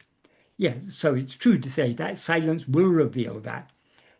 Or what exactly is going to happen? Nothing is going to happen, because when the truth is revealed, that nothing other than ourselves has ever existed, that means there never has been any happening. So knowing ourselves as we actually are is not a happening. It is the ending of the appearance of all happenings. That is, happenings only, things seem to happen only in the view of ego. When ego investigates its own reality and thereby merges back into the silence of its own being, it will be known that nothing has ever happened. So the first happening is the rising of ego. The final happening is the dissolution of ego. But when that final happening occurs, it will become clear that actually there never was any rising of ego, nothing else ever happened, and there never was any cessation of ego. In the verse which actually occurs in Amrita Bindu Upanishad and in Atma Upanishad, and is quoted by Gaudapada in Mandukya Karika, which Bhagavan has also translated in, for example, in Upadesha Tanipakal. it's verse 24 of Upadesha Tanipakal. But the meaning of the original Sanskrit verse, na nirodo. There's no, in this context, niroda means destruction. There's no destruction. Na cha utpatti. There's no arising. So why is there no destruction? Because there never, if nothing has ever come into being, nothing can ever cease to be. So since there's no destruction, because nothing has ever come into being. Nāṛpadu, there's no one bound. Nāca sadhaka, there's no one doing any sadhana, seeking a means to, and following, trying to apply a means. Sadhana means means, but so no one doing any means to escape from bondage. No mumukshu, no one seeking liberation. Was it na mumukshu, na ve mukta, not even any mukta, there's no one even liberated. Ichesa paramatata, this is the paramata. So Bhagavan's translation of that is adal arivu, that is no becoming, destruction, apu bondage, avira asai, wish to become untied or unbound, muilvu, effort, anda, those who have attained, ill, they're none of them. So there's no becoming, no destruction, no bondage, no wish to become for liberation, no effort for liberation, and no one who is liberated. No, but this is the ultimate truth. So that is the ultimate truth. But to know that, Bhagavan ends with saying, know this to be the ultimate truth. En in this context, en can mean consider, but in this context it means know. Know this to be the ultimate truth. How do we know this to be the ultimate truth? Only by investigating to see what we actually are. Who am I who seem to be in bondage? As he says in Nana, in the 16th paragraph, he says very, very nicely,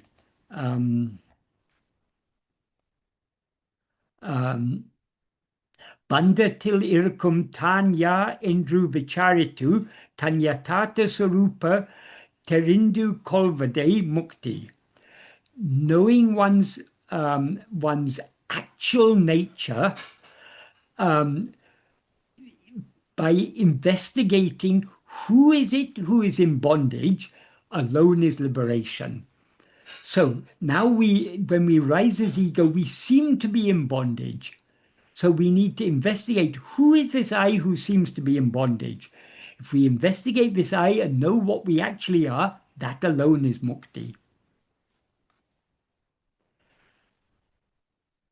So I hope that's an adequate answer to that question.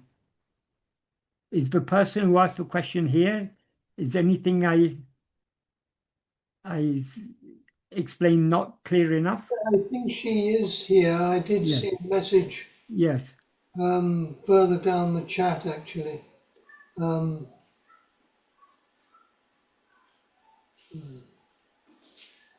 Yeah, she's put a comment. Thank you so much for answering. Love you, Michael, sir. You are Bhagavan. Michael James for me. Well, seeing everything as Bhagavan, that is knowledge, because Bhagavan is the one reality. But in order to see everything as Bhagavan, you can't see Michael as Bhagavan without first seeing yourself as Bhagavan. So first we should see what we ourselves actually are. When we see that we don't exist as a separate entity, but the reality of I, what is shiny as I is only Bhagavan, then only we will see everything as Bhagavan.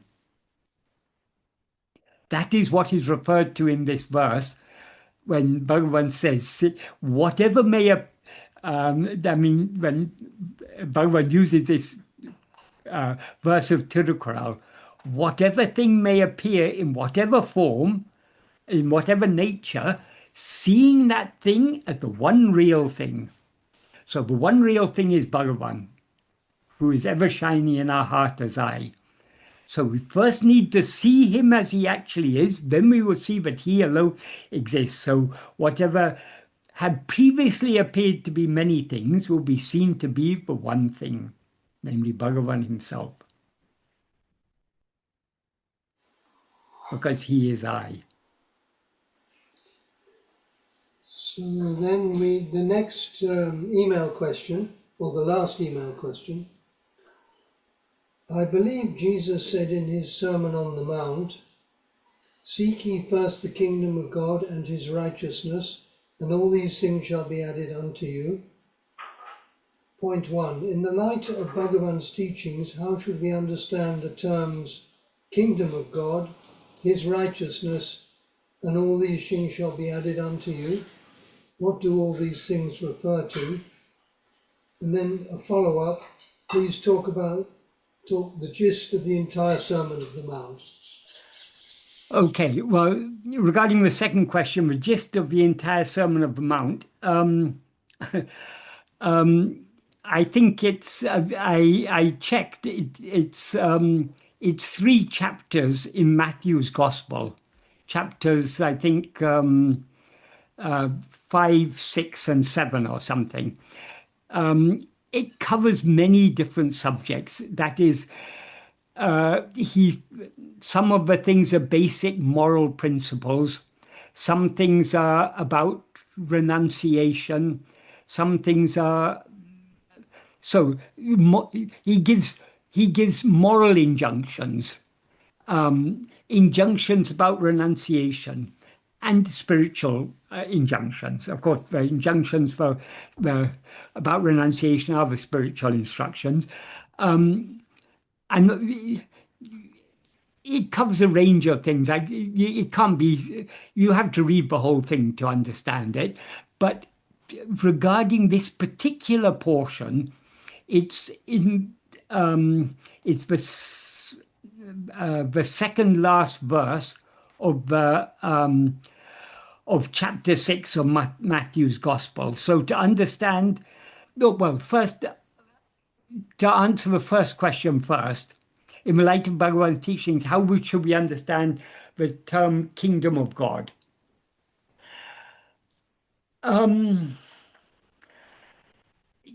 We can understand it in various ways. A kingdom is a place where a king resides. If you want to go and meet the king, if you want to go and meet the Maharaja of Jaipur, you go to Jaipur. If you want to meet the Maharaja of Mysore, you go to Mysore. So the kingdom can represent the place where God is. That's one meaning. Also, in a kingdom, the king has the authority. Things happen in the kingdom according to the will of the king. So the kingdom of God can mean the state in which God's will alone prevails. So the kingdom of God can be the state of complete surrender, where we surrender our will, then God's will alone remains. So we can explain it in various ways. But somewhere else in the Gospels, I can't remember the chapter and verse number now, but Jesus says, talking about the kingdom of God, he says, they will say, look here, look there. But I say, look, see, the kingdom of God is within you. Look here, looks there means look out. Well, how I interpret this to mean, look here, look there means look outside. It's in the church, it's in the mosque, it's in the synagogue, in the temple. You're looking in the wrong place. All these places of worship, they serve a purpose. But ultimately, we're not going to find God just in the place of worship. Where do we have to look for him? He says, look, see, the kingdom of God is within you. So the kingdom of God is our own heart, is the implication. But people often quote the kingdom of God is within you because it's usually put in archaic language. Lo, behold, the kingdom of God is within you. Lo, behold, lo means look, behold means see. So what Jesus actually is saying, look, see the kingdom of God is within you. So where do we have to look to see the kingdom of God within us? We have to look within ourselves.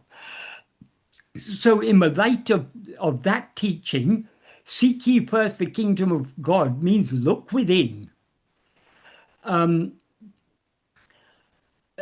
what is the meaning of his righteousness? It's difficult to say. I mean, I'm sure biblical scholars will all give their we can say the righteousness of God is the dharma, righteousness. But I mean, it can be interpreted in like all these things, it can be interpreted in different levels. But if you find the kingdom of God, then you found his righteousness. So seek ye first the kingdom of God is sufficient. And finally, and all these things will be added unto you. To understand what that means, you have to read the context.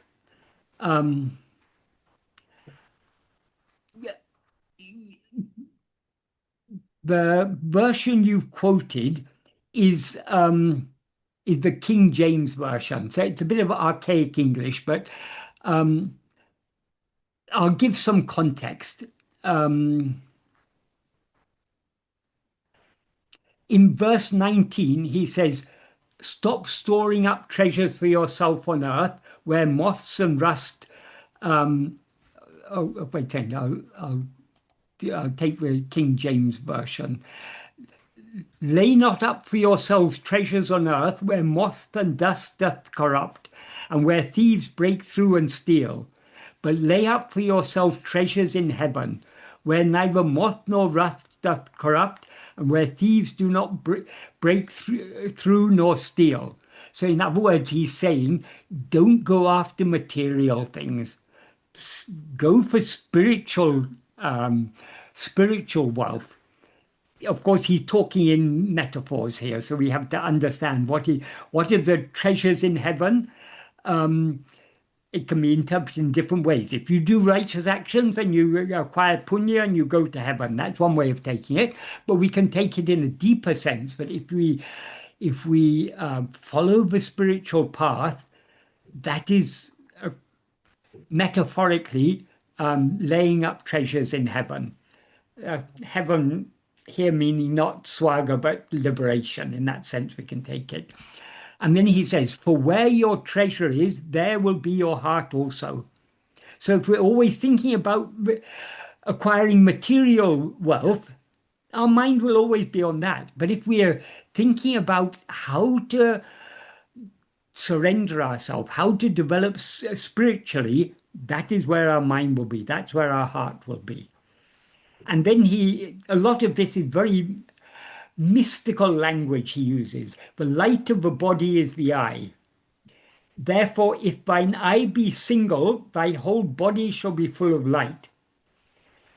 Eye we can take of the physical eye, but it could also be taken in a deeper sense. The Bhagavan often uses the word eye, that is EYE,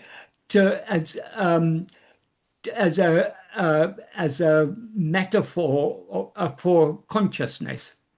So the light of the body is the eye of consciousness. We can take it that.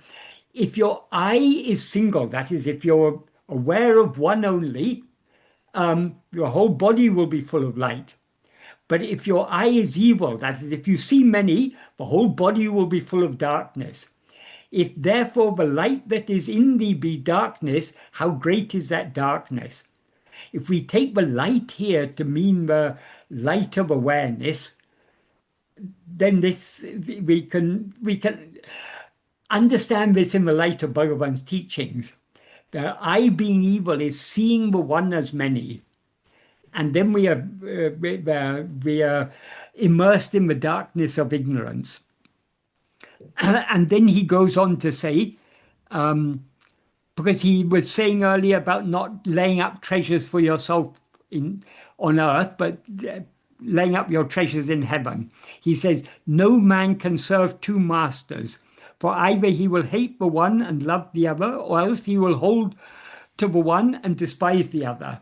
You cannot serve God and mammon. Mammon means, it's an old-fashioned word, but meant material wealth. So either the aim of our life should be I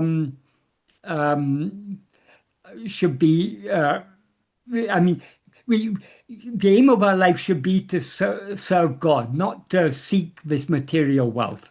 But we have a choice. We can either go after material things or we can go after God. We can't go after both. But then he begins to talk about the context in which this later thing comes. Therefore I say unto you, take no thought for your life, what you shall eat or what you shall drink, nor yet for your body, what you shall put on. Is not the life more than meat, and the body more than raiment? Raiment means clothing. So isn't there more to life than just food and clothing, is what he's saying. Don't attend to all these things. Then he gives a beautiful analogy. Behold the fowls of the air. That fowls means birds. Behold the birds of the air, for they sow not, nor do they reap. The birds aren't they aren't plowing the fields and sowing seeds and reaping the crop, nor gather into barns. They don't like people. They don't plant the fields and then gather all the produce and put it in barns. Yet your heavenly Father feedeth them. Are ye not much better than they? That is, if God is taking care of all these birds who aren't plowing the fields or reaping the crops or storing the produce in barns, will he not take care of you? So this is very beautiful teachings on renunciation. Which of you, by taking thought, can ever add 1 cubit unto his stature? So by thinking of all these things, I may want to be taller, but however much I think about being taller, I'm not going to add an inch to my height, is what he's saying there. So what he's saying is, don't think about all these worldly things. And why you take thought for raiment? Why you think about the clothes? Consider the lilies of the fields, how they grow. They toil not, nor do they spin. And yet I say unto you, that even Solomon in all his glory was not arrayed like one of these. That is, the lilies in the field, the flowers in the field, they're far more beautiful than even the greatest robes that a king may. Solomon was a king of the Jews, so he was a very wealthy man with all kingdom and all the finest clothes, but he's not arrayed, he's not clothed as beautifully as the lilies in the field. Wherefore, if God so clothed the grass of the field, which today is and tomorrow is cast into the oven, shall he not much more clothe you, O ye of little faith? So in all these verses he's saying, don't worry about your food, don't worry about your clothing. Everything will be provided for God. If you seek, this is what Krishna says in the Gita, that if you follow this spiritual path, Krishna says, I myself will carry the yoga kshemam. Yoga in that context, kshema means preserving all that we have. Yoga means adding whatever we need. So everything that we need will be taken care of by him. We need not worry about these worldly things. So this is very beautiful verses on renunciation. Then he goes on to say, therefore take no thought, saying, what shall we eat, or what shall we drink, or wherewith shall we be clothed? Don't think about all these material things. For all these things do the Gentiles seek, for your heavenly Father knoweth that you need all these things. Then comes the verse you ask about. But seek ye first the kingdom of God and his righteousness, and all these things will be added unto you. That is, if we devote our life to seeking the kingdom of God, which is within us, as he says, as Jesus says elsewhere, if we seek that, all these material things will be provided by God. He knows what we need. He will provide in some way or other. So the focus of our life should be on seeking the kingdom of God, which is within us. And then he concludes this with a very beautiful final verse. Therefore, take therefore no thought for the morrow, for the morrow shall take thought for the things of itself. Sufficient unto the day is the evil thereof. Again, this is archaic English, so it's not so easy. Take no thought for the morrow means don't think about what you need tomorrow. For tomorrow will take thought of things itself. What you need tomorrow will be provided tomorrow. Sufficient unto the day is the evil thereof. What that means is every day we have problems.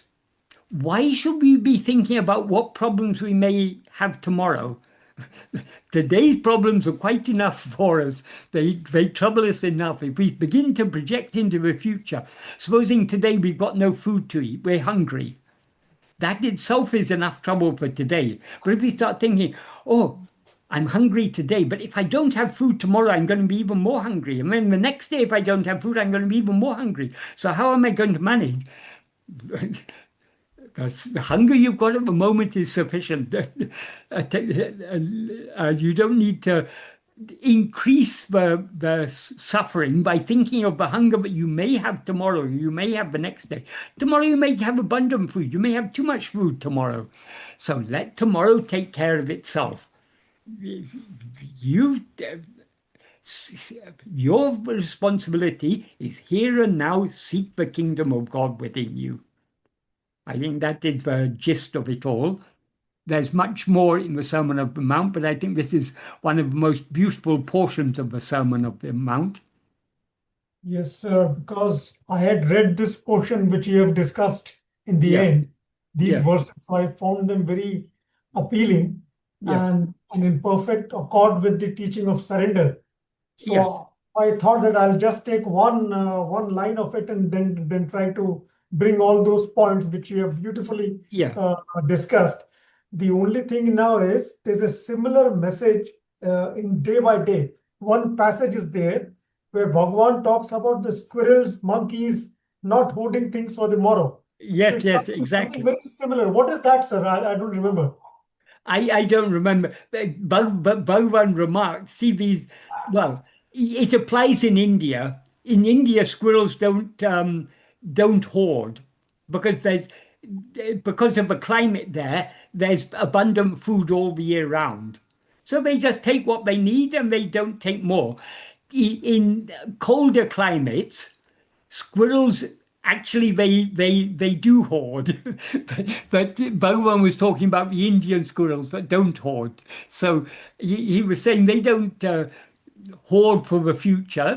What they need, if they're hungry, they find some nuts or something to eat, and they're happy. They don't take away and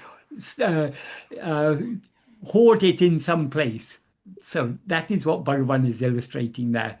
We shouldn't be hoarding for the future, because what we need in the future will take care of itself. Ultimately, everything is happening according to prarabdha. Or as Jesus said, God is attending. He's already. If we are destined to live 100 years, we can't live 100 years without food. So if God has given us the prarabdha to live 100 years, he'll give us 100 years worth of food. If we're destined only to live 20 years, he'll give us 20 years worth of food. But he'll give us enough food for our life. And if he doesn't give us food and we die, that's because the prarabdha of this body has come to an end. Let it die. Thank you, sir. Ultra-processed food. Sorry? Thank you, sir. He'll give us ultra-processed food and then we'll... Yes, yes, yes, yes. So it's a beautiful, this, what you read about the quotes by Jesus Yeah, and like how we can relate it to Bhagwan's teachings. yeah, yeah. They're very close. Yeah, I mean, this is common to all religions. So that is at the heart of every religion. It's all about seeking God and not concerning oneself with worldly things. That is the heart of every religion. But the majority of people who follow religions, what do they go to church for? Give us this day our daily bread. That is, they pray for the material things. Thank you, sir. Yeah. Thank you, sir. Thank you very much. Yes, yes. The next question, put a little bit of perspective. I think the questioner, you had a long discussion with him last time, and he's a long-term Zen practitioner, I think. Okay. So his question is, after reading Sadhu Om's The Path of Ramana, I am now reading I Am That. Nisargadatta uses many of the same words and phrases as Bhagavan, but there appears to be a difference in the method of self-inquiry. Is Nisargadatta advocating a witness-based practice, and does the witness come into Bhagavan's practice of self-inquiry at all? Yeah, I haven't read all of I Am That. When I was first in Tiruvannamalai, it was at the time when I Am That first came out, or around about that time, and many of the other foreigners there in Tiruvannamalai were reading it, and I was given it, and I read some of it. And since that time, people often ask me questions about it, and so I'm familiar with some things, but I think you're correct. I think in many places he does seem to recommend what people call witnessing, that is, watching thoughts or watching whatever is happening, which is not Bhagavan's path. Bhagavan says, don't watch. The reason that is, this term witness, sakshi, is used in many Vedantic scriptures. The reason why this term is used is because in order to investigate ourselves, we first need to distinguish ourselves from everything else. Now it seems to us that we have this body. So if we're asked to investigate ourselves, if we take ourselves to be this body, investigating ourselves means investigating this body, studying anatomy and physiology and maybe dissecting the body or whatever. That's not the self-investigation that Bhagavan is talking about, or that Vedanta is talking about, because this body is not what we actually are. If we take ourselves to the mind, then we can examine the mind. But that again is not what we actually are.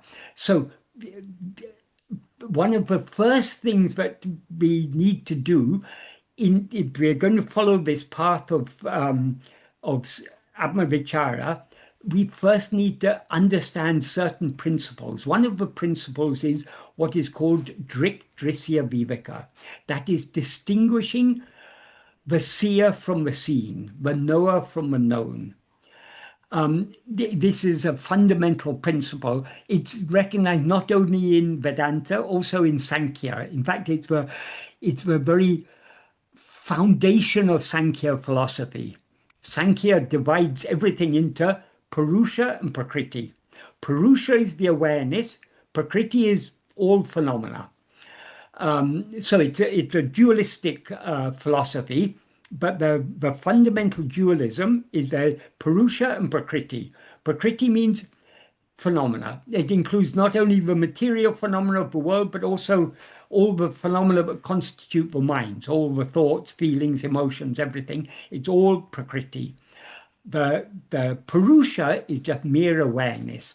So in Sankhya, they make that distinction, but the difference in Sankhya and Advaita, Sankhya takes them to be two independent realities. There's Purusha and there's Prakriti. And only when they come together does Prakriti become manifest. That is, when it's separate from Purusha, from consciousness, it's called avyakta. It's non-manifest. When it comes into contact with Purusha, it becomes manifest. But so it's a dualistic philosophy. And also in Sankhya, they think there are many different Purushas. That is, everyone is every ego is a separate Purusha in effect, but they use ego in a different sense. So it's very complicated. But the basic insight is this distinction between the knower and the known. This is fundamental to Advaita philosophy. But we are not any. There's a very simple reason for this. If we think about it, awareness, or that which is aware, that which is conscious, cannot be any phenomenon, because phenomena are things that appear and disappear in the view of what is aware. So there has to be this distinction, but I mean, that what is aware has to be distinct from everything it is aware of. But that doesn't mean that what we're aware of is distinct from awareness. That is the conclusion of Sankhya. They think that the Prakriti is distinct from Purusha. But according to Advaita, the Prakriti, the phenomena, have no existence independent of the mind in which they appear. That is because if they had an independent existence, then it would be duality, not non-duality.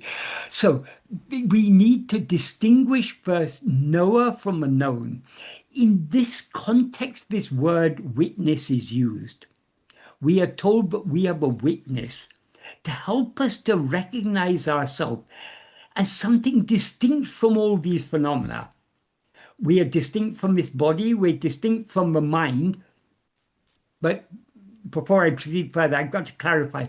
The term mind, we need to be very careful when the term mind is used, because as Bhagavan clarifies in verse 18 of Upadesha, what he says in verse 18 of Upadesha is, Enangale manam, that is, thoughts alone are the mind. Yavinam, of all, the thought, the nanenam ename, the thought called I, alone is the moolam, the root. Therefore, the mind is I. What he means by that is, the term mind we often use as a collective term to refer to all thoughts. That's all mental phenomena. All thoughts, feelings, perceptions, memories, everything. They all bundled together and called mind. But none of these phenomena exist independent of ego, in whose view they seem to exist. Ego is what Bhagavan refers to as the thought called I. So, of all, the ego is a thought because it's the only thing that is not a thought is the ultimate reality, what we actually are, the pure being awareness that we actually are. That is not a thought. Ego is a mixture of that pure being awareness with a set of adjuncts. It's a conflation. So as ego, we're aware of ourselves as I am, but we're not aware of ourselves as just I am. We're aware of ourselves as I am this body, I am this person, this bundle of 5 sheaths that constitute the person or constitute the body. That is what I am. So there's the pure awareness, pure being awareness, I am, is mixed and conflated with a set of adjuncts, namely a bundle of 5 sheaths. So in order to investigate what we actually are, we need to distinguish ourselves from all the adjuncts that we mistake ourselves to be. So all the things that all the other thoughts of the mind, they're all objects. The first thought, the knowing aspect of the mind alone that is ego. So when we use the term mind, we need to understand from the context, or when the term mind is used, we need to understand from the context whether it's referring to the totality of all thoughts or to the knowing thought, I. So that knowing thought, I, is the witness. In other words, ego is the witness. However, there's also a certain amount of confusion, because in the texts that use this word sakshi, often it refers to Brahman as the sakshi. Brahman is sometimes referred to as Sarva Sakshi, the witness of all, or Jiva Sakshi, the witness of ego. Bhagavan explained in that context the word Sakshi doesn't mean the knower, it means, he said Sakshi means sanadi, presence. So in some context, the word Sakshi is used to mean that pure awareness in the presence of which mind and all phenomena appear. But if we're using Sakshi in the sense of the knower, then it is only ego. So according to Bhagavan, we need whatever may appear, we need to investigate to whom does it appear. That means we need to turn our attention away from the phenomena that appear back towards ourselves, the awareness to whom it appears, or to which it appears. So the aim of the use of the term Sakshi in scriptures is to turn our attention back to ourselves, the knower of all these things. And if we turn our attention back to ourselves, what we come to know is not the ego, because ego seems to exist only when we're looking at other things, or we seem to be ego only when we're looking at other things. When we turn our attention back to ourselves, we see that what we actually are is not ego, but only Brahman. That is why Brahman is sometimes referred to as the witness of all. It doesn't mean that Brahman is knowing all these things, but Brahman is the underlying reality of ego, which is what is the witness of all these things. So the aim of this, the reason why this term witness is used is to help us distinguish ourselves as the witness from all other things. Having distinguished ourselves as a witness, what should we attend to? We should attend to ourselves, the witness, not to anything that is witnessed. So long as we're attending to other things, we are feeding and nourishing ego. This distinction is not at all clear in Nisargadatta. In fact, as you say, Nisargadatta seems to be recommending that we should be witnessing other things. He says, watch your thoughts as you would watch for street traffic.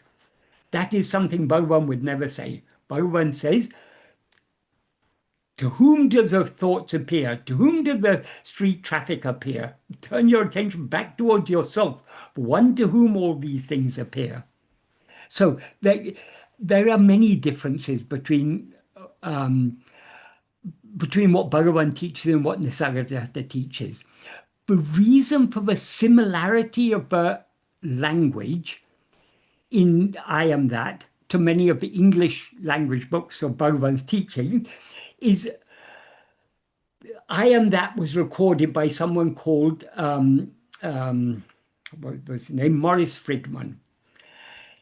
He had earlier been with Bhagavan, and many of the questions in Maharshi's Gospel were asked by Maurice Friedman. So he was familiar with Bhagavan wasn't talking in English. Bhagavan was answering questions in Tamil, but it was translated for people who didn't know Tamil, people like Maurice Friedman. It was translated. So he was familiar with the English language that was used to translate Bhagavan's teaching. So Nisargadatta also didn't know English. Nisargadatta spoke in Marathi. Maurice Friedman in his later life, he knew Marathi. So he translated the Marathi into English using the same terminology with which that had been used for recording Bhagavan's Tamil teachings in English. That is the reason for the similarity of terminology, but if we pay close attention to what is being said, there's a lot of difference between the teachings. And that's clear even in I Am That.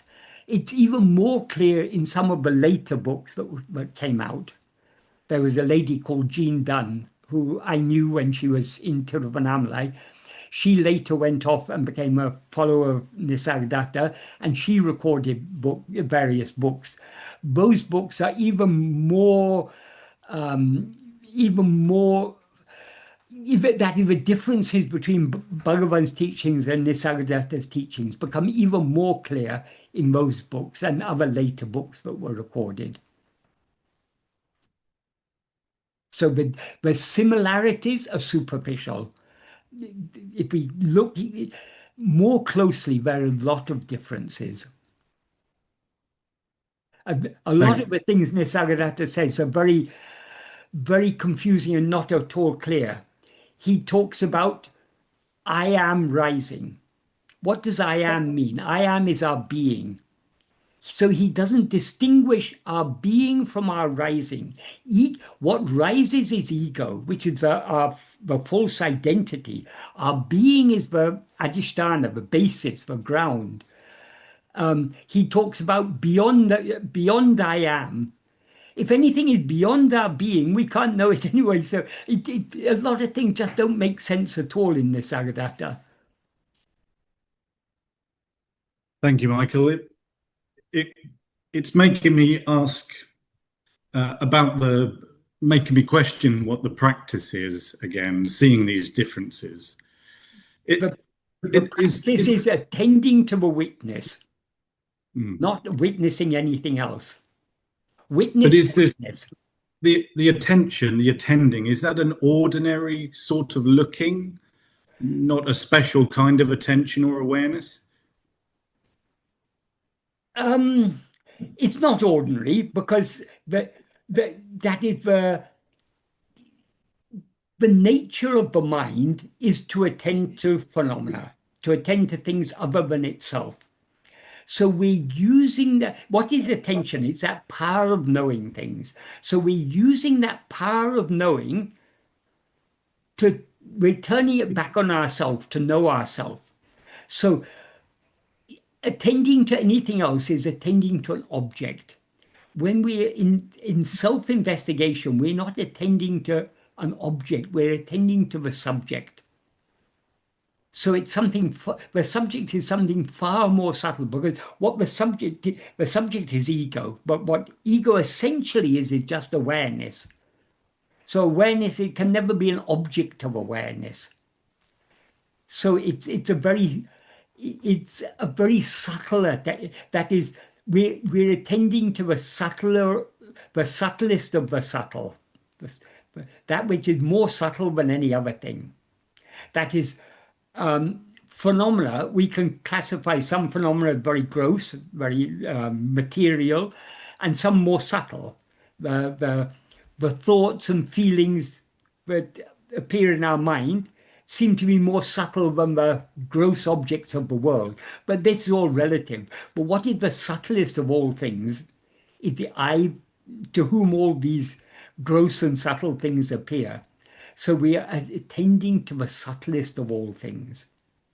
But the thing that we know more clearly than anything else, if we think about it carefully, people say, how can I attend to I? I don't find anything called I. No, then you're not going to find anything called I, because I is that to which all things appear and disappear. But though I is not an object, though we are not an object, we as awareness are not an object, we know ourselves more clearly than we know other things. We cannot know anything else without first knowing I am. Because who is it who knows all these things? I know it. Who is aware of this? I am aware of it. So it's a very, very subtle, we're attending to that which is extremely subtle. So it's a very subtle use of attention, we can say. And the attention has to be very subtle, very, very refined in order to do so. So long as our mind is always attending to other things, many people have difficulty understanding, how can I attend to myself? I don't find anything called myself.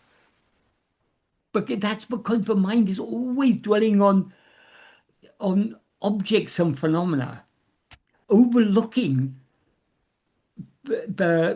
what is the light which illumines all these phenomena, the light of awareness by which all these phenomena appear. We are that light of awareness. It's a common thread through our whole life, the one common thread that links our whole life. Exactly, exactly. There cannot be any experience without an experiencer. So we are investigating not any experience, we're investigating the experiencer. But So at the moment, I'm turning my attention round to look at this sense of self. Yeah, you can say sense of self, but sense is a bit vague. There is a clear awareness, I am. Yeah. You're clearly aware of your own being. That is what you need to attend to. Okay. Yeah. Okay. Thank you, Michael.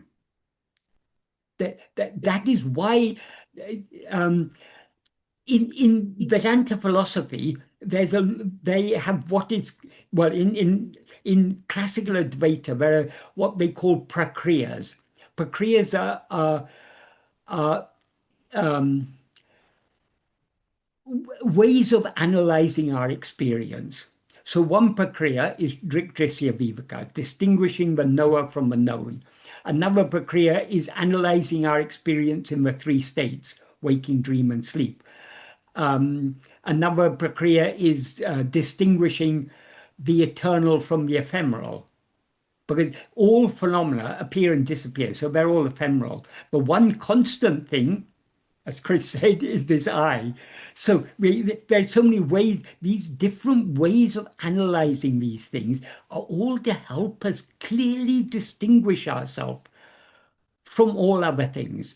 Because if we don't distinguish ourselves from all other things, we will, when we try to investigate ourselves, we'll be investigating something other than ourselves. Only when we recognize that we are something distinct from all objects, all phenomena, anything that appears and disappears is something other than ourselves, because to whom does it appear and disappear? To me. So what is this me? Who am I? That's why they often talk about Sravana, Manana, Nididhyasana. Sravana literally means hearing. Manana means thinking or considering carefully. Nididhyasana means deep contemplation. So what in effect means, Sravana is paying close attention to the words of the Guru, or to the sastras or whatever, in order to see what, understand what, in order to make sure you're not you're not failing to see what it is they're saying. But then you need to make, when you actually pay attention to what they say, you need to make sense of it. So you need to think about it carefully. When it is said we have a witness, why is it said we have a witness? In what sense are we the witness? So we need to think carefully about it, and then the understanding that we get from Sravana and Manana, we need to apply in practice. Though we talk of these as Sravana, Manana, Nididhyasana, they're not watertight compartments. If we're really paying close attention to what Bhagavan is saying, we will be thinking about it at the same time. I mean, we'll be making sense of it. So the Sravana automatically blends into the Manana. And the Manana, if we really think about it, that will blend into the practice. Because if we really want to understand what Bhagavan is talking about, when he talks about fixing the mind on ourselves, or talks about investigating who am I, what does he actually mean? We need to experience it for ourselves. Otherwise, it's just words for us. So the Sravana, Manana, Nididhyasana, they work together seamlessly. The more we go deep in the practice, the more clarity we get, and the clearer the meaning of the words will become to us. And the clearer the meaning of words become to us, the deeper our manana will be. We'll see more and more layers of meaning underneath, the more layers of implication underneath. And then we'll be able to go deeper in the practice. Michael, we have some hands raised. Yes, Some okay. of those people have already put questions in the chat. Okay, yes. But we can, Sadashiva had put a question in the chat also, and his hand is up. So I can either read his question out, or Sadashiva, do you want to say? Yes, Michael, the question was, early in the discussion, somebody asked about projection, or you were Yeah. elaborating on projection. And my question is, like, I was thinking, well, maybe Maya or the world is provided as, as a field to get training for the faculty of projection. Like, you need to exhaust the ability before you start to examine that you are actually projecting this world. And so I was like, well, maybe it's a training ground for that faculty of projection. What do you think about that? We can take it in that way, but if we think about it, we need to think carefully about what is meant by projecting. Consider how we project a dream. That is, dreaming, everything we see in a dream, we're projecting. But where are we projecting it all? We're projecting it in our mind or in our awareness. So the projecting and the seeing are one and the same thing. Or projecting and experiencing are one and the same thing. It's not that we project and then we experience it. It's a simultaneous, because we're projecting in our awareness. So we are creating all these things in our own awareness. All these in a dream, a whole dream world we're creating in our awareness. So projecting and experiencing or perceiving are one and the same thing. They're not two different things. So we don't need training in the projection, because we've been projecting from it. I mean, it's the nature of ego to project. But what we need to do is to recognize that all these things are my own projection, just like everything in a dream is our own projection. While we're dreaming, the world in the dream seems to exist independent of us, so long as we're dreaming. But when we wake up, we recognize, oh, it was all my own mental fabrication. We need to recognize that everything we're experiencing now is our own mental fabrication. It doesn't have any existence independent of our perception of it. When we recognize that, then we recognize all this depends upon me, the perceiver, the experiencer. So to understand the reality of all this, we need to understand the reality of ourselves, the knower of all this. So we turn our attention back to ourselves. So ultimately, if you want to say, what is the purpose of this world? The purpose of this world is to turn our attention back to ourselves, to know who is the one who is seeing the world.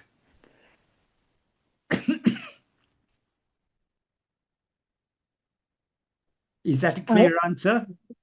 Yes, either that or continue projecting and playing and playing and And suffering. projecting. Yeah. Oh, thank you. Right, right. Because this projecting always entails suffering. For every iota of pleasure we get from this dream, we get the corresponding amount of suffering along with it. So it's really not a game worth playing. We've been playing it for far, far too long. Hartmut Bock also has his hand up, and he had requested to put a question earlier.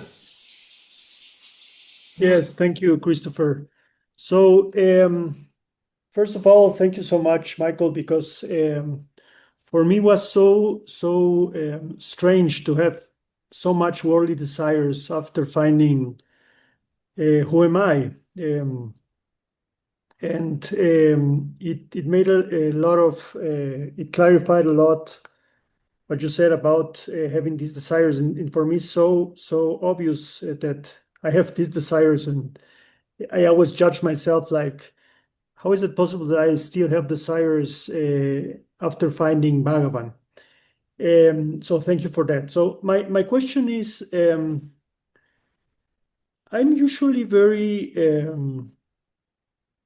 trained, so to say, that there's the practitioner ego still with me, but I'm what I notice is that I have always to make an effort to be myself. It's not something natural, and I guess that I still need practice, and practice alone will bring me to a state where this effort doesn't appear anymore. So that's the first question.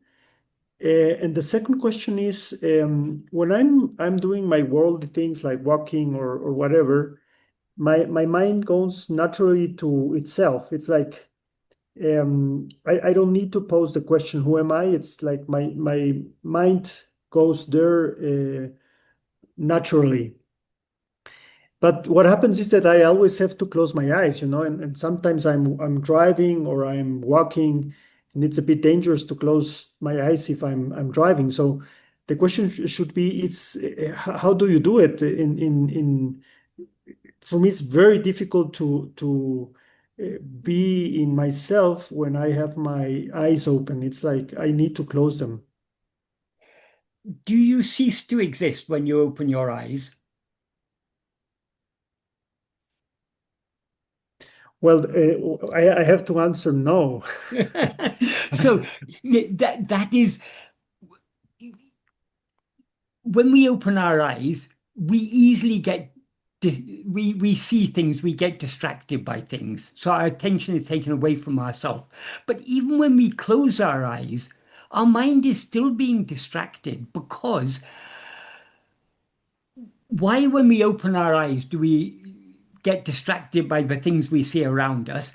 Because of our vasanas, our Vishaya vasanas, because we have an inclination to attend to these things. That same inclination is there even when you close your eyes. Sometimes it really, opening or closing eyes shouldn't make any difference, because whether our eyes are open or closed, we are always aware of our own being. The problem isn't the eyes being open or closed. The problem is our inclination to attend to other things. This connects with what you were saying about desire. It is the nature of ego to have desire. It is the nature of ego to attend to things other than itself. So definitely effort is necessary to attend to ourselves. Because if we don't make the effort to attend to ourselves, the nature of ego is to always attend to other things. So effort is required until ego is destroyed. Then there's no one to make any effort anyway. And when we say ego is destroyed, we mean until we see what we actually are. And thereby see that we have never been anything other than that. So, but the effort is people have an idea, but if you practice a lot, then it's going to become easy. It's not going to become easy, because as you go deeper and deeper in the practice, there's more and more resistance. An analogy I sometimes use is, if some hunters are hunting a tiger, and they're hunting with spears and arrows and things, and the tiger's very wounded. It's been stabbed so many times by spears. It's got arrows sticking in its body. It may have been cut by swords and everything. So it's become extremely weak, and it's surrounded. In spite of its weakness, it's going to fight back more ferociously than ever, because its very life is on the line. So the more we go deep in this practice, the more our vasanas will urge us to go outwards. So it is a struggle up to the end.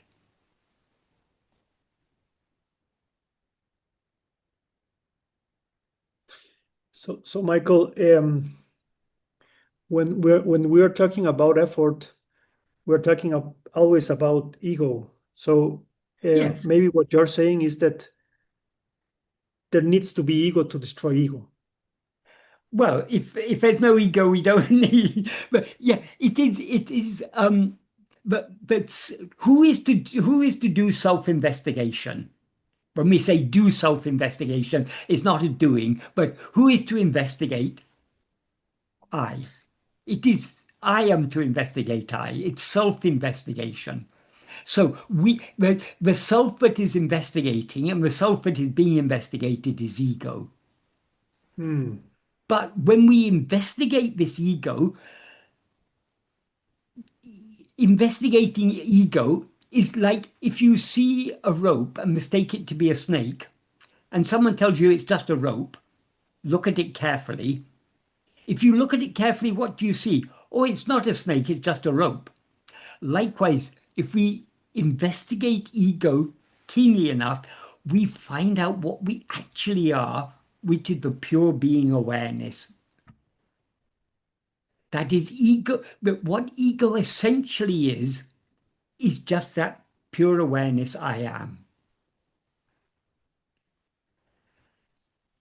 In one place in Maharshi's Gospel, Bhagavan explains, ego is Chit Jada Granti. Chit means awareness, pure awareness. Jada means what is not aware, and Granti means not. So Chit Jada Granti means the not, but the entanglement of Chit with Jada. Of course, Chit itself is never entangled, but from the perspective of ego, we as awareness seem to be entangled. We mistake ourselves to be this body. So he says, in your investigation into the source of the ahamvriti is another word for ego. In your investigation into the source of the ahamvriti, you take the essential chit aspect of ego. Therefore, it will unfailingly lead you to the pure awareness that you actually are. So ego is this adjunct conflated awareness, I am Harmut. But you're not investigating Harmut, you're investigating I. And incidentally, Bhagavan never said ask who am I, he said investigate who am I. So he never expected us to ask the question. Of course, we need to consider the question in order to distinguish ourselves from other things. But once we've understood that we are not any of these adjuncts that we took ourselves to be, we're not this body or mind or any of these five sheaths, we are just the awareness, then it's the awareness that we have to investigate. That's what Bhagavan says meant when he said you take the essential chit aspect of ego. So it's the awareness that we are investigating. That's why he often called this Atma-vichara, he often called it Jnana-vichara. Jnana-vichara means an awareness investigation. We're investigating the awareness, which is what we actually are. Michael, we have 5 more questions still to go. Okay. We've got 3 hands, or we had 3 hands, but I'm trying to do them in order that they come in, which is a little fairer. Yeah. Waiting. So I'm going to a message. This is in the chat now, and then we'll go to the hands. This is, please comment on Bhagavan's saying on sage's ego mind as a burnt rope.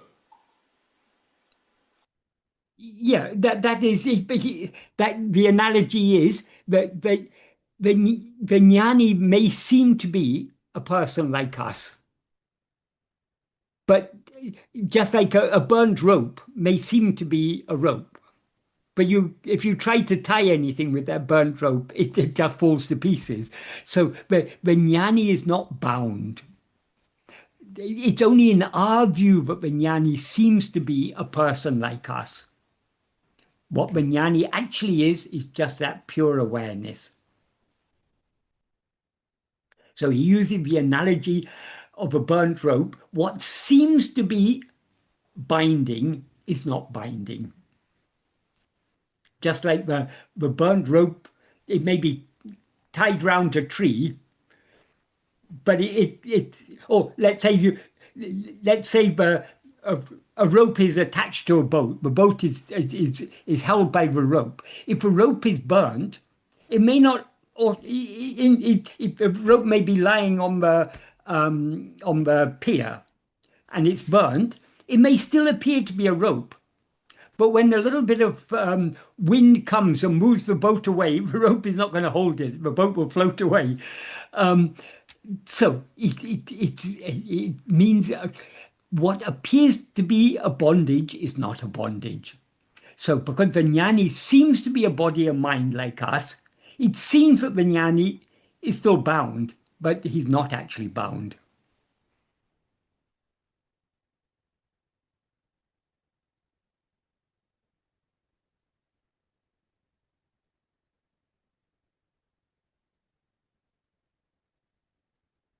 The next question is, just to clarify, is it that 1, the images projected onto the screen is the multiplicity world, 2, the projector is the ego mind, 3, the film reel is Prarabdha given by grace.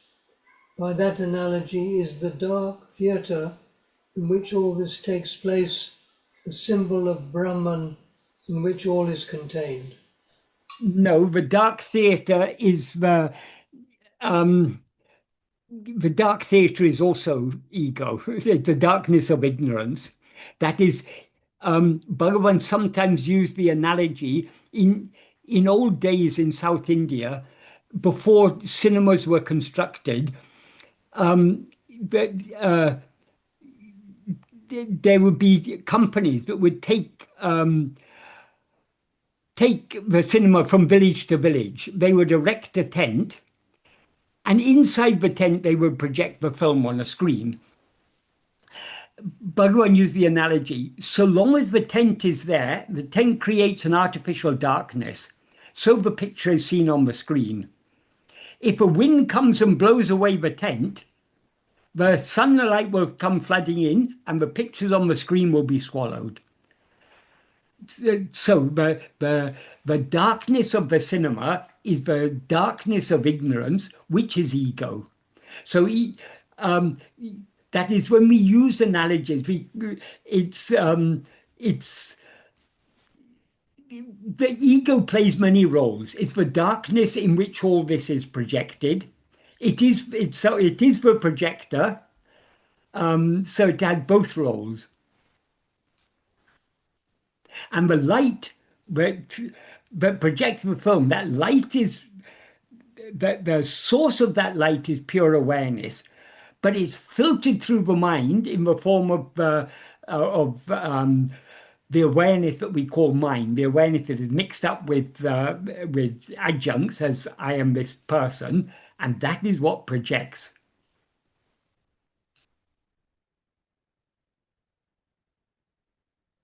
Without ego, there's no darkness, there's no projection, no prarabdha, because ego is the doer of the karma, of which the prarabdha is the fruit, and it's the experiencer of both fruit. So the knot that holds it all together is ego. If you cut that knot, the tent will fly away. There'll be no darkness. The projector itself will be swallowed by the sunlight, and the sunlight alone will remain. The infinite, immutable sunlight, which alone is what always actually exists. That is the sunlight of pure awareness. Satchit. So next question is, which is also one of the hands, can you share with us how does your body feel after the subject was looked at or attended? For example, seconds or minutes later, question mark, when the anxiety decreases normally, question mark. So long as we're aware of the body, our attention is not wholly on ourselves. In self-investigation, we are trying to focus our attention as much as possible on our own being, on this fundamental awareness I am. So when we attend to ourselves keenly enough, our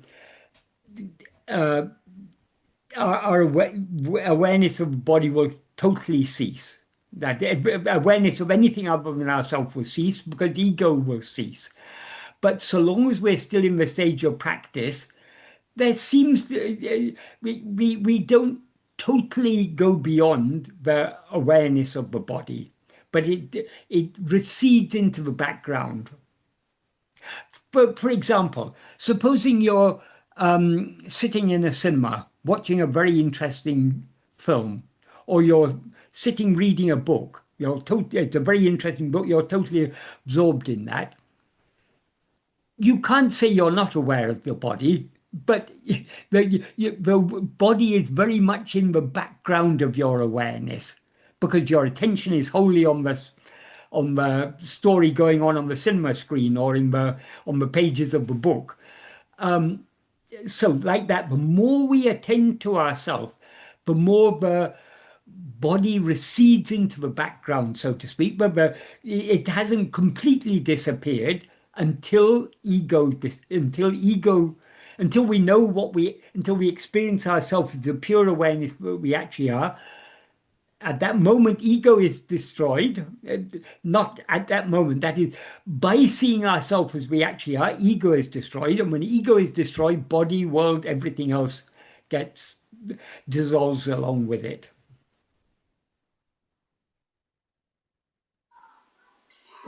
Meena had put her hand up, so I don't know if she still has a question. Otherwise, we can move to the next question. You're saying about the difference of Nisargadatta and Ramana Maharshi. I had read books of both, and I am now with Ramana's teachings. But I wondered if, because Nisargadatta also had attained liberation, although their paths are different. I wanted only to ask about that, but it's not so interesting question. But well, we don't really know who attained liberation. So yes, really. People are believed to be a jnani. They may even say they're a jnani, but we are not here. Our aim isn't to know whether other people are jnanis. Our aim is to know what we ourselves actually are. Sometimes in Bhagavan's presence, people will be talking about other people. There's some saint or other or something. And then someone would ask Bhagavan, is such and such a person a jnani? Bhagavan often replied, there is only one jnani. you are You that. are that. Yes. So yes, true. so long as we experience ourselves as this body, we are in ajnana. So we see even Vijnani we see as a body, as we see Bhagavan as a Yes. body, as a person. So we are Yes. seeing Vijnani as ajnana because the body is ajnana. Seeing manyness is ajnana. Yes. So all the phenomena that appear, they're all a product of ajnana. Yes. So if we want But to I know thought Bhagavan as because he actually is, we need to know ourselves as we actually are. yes, Then only we can say we know Bhagavan. yes. But it only was interesting for me because these so-called gurus or teachers, they are like a guideline for us. I took many things also of that what Nisargadatta said. For Yeah. example, when his master Siddharameshwar said to him, "This what you think you are is not real. Stay with the I am." So he stayed with this I am, and I took that for Yes, yeah. for a good advice. Yeah, certainly that is good. Certainly that is good advice. But the good advice can come through many channels. Let's Yes, take the what is useful and leave the yes, rest. yes, true. For example, Yes, I may be saying many because what I'm saying is based on what Bhagavan has taught us. You will hear many yes, nice things from me, but don't take me therefore to be a jnani. I am still someone following this path, trying to follow what Bhagavan has taught. So it's don't look at the messenger, look at the message. yes, yes, yes. But with Bhagavan, I have the purest essence in my heart. When I hear his teachings, it is for me no question. Is that Absolutely. true or is that not true? Yeah, absolutely. Yes, yes. But we are blessed to have that clarity, but we're able to Yes, see that because not everyone sees that. So yes, I know, I it's by know. His grace alone that we are We, able to recognize that. yes, I feel so grateful and Yes, so yes, blessed to we have the open indeed. ears and open eyes. Exactly, exactly. And I am so grateful about your explanations because they are so clear and so pure and so it's very great help But for me. if they are pure and clear, it's because I'm trying to just, I, I'm, whatever questions are asked, I try to relate it to what Bhagavan had actually Yes, written in his own original writings as much as possible, or very reliable things we can rely upon that he is recorded to have said. yes, yes. Thank you so much, Right, Michael. right, Thank you. right. Thank you.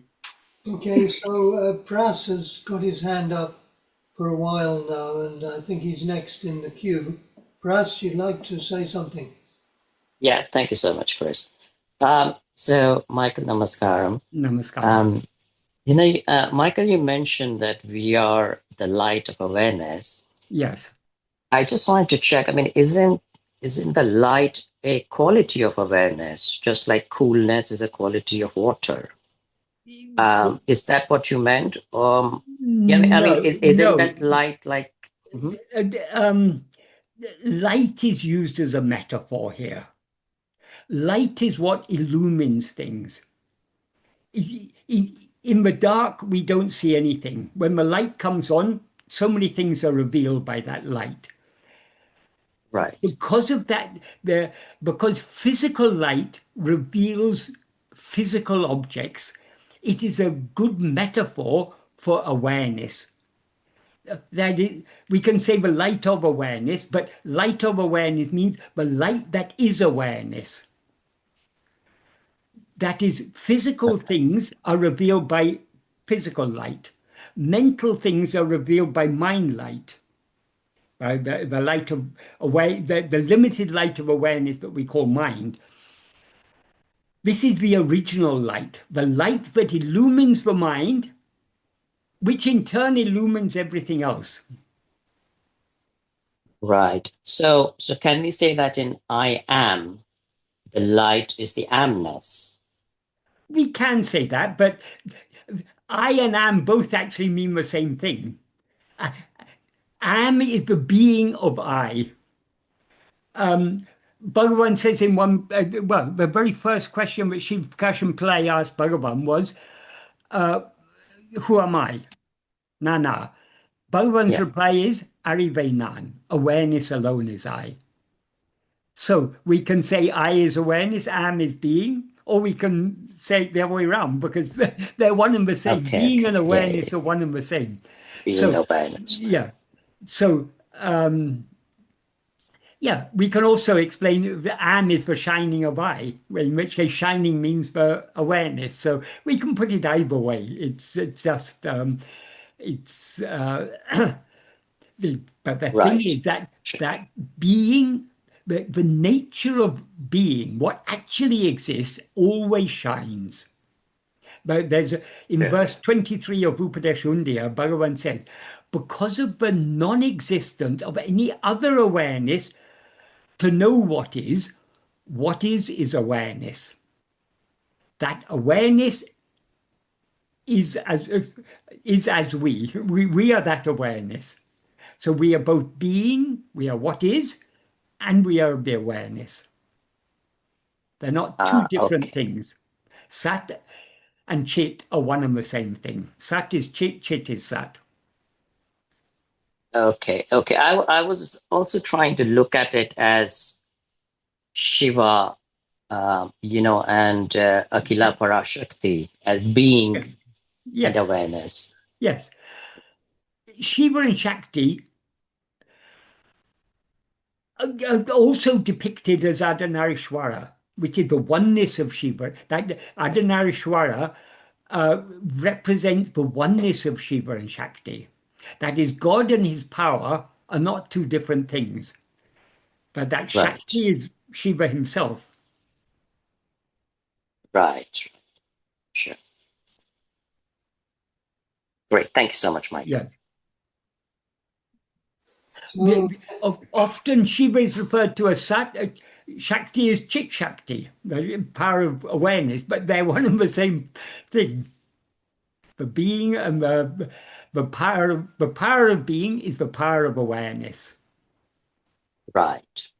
Okay. Thank you.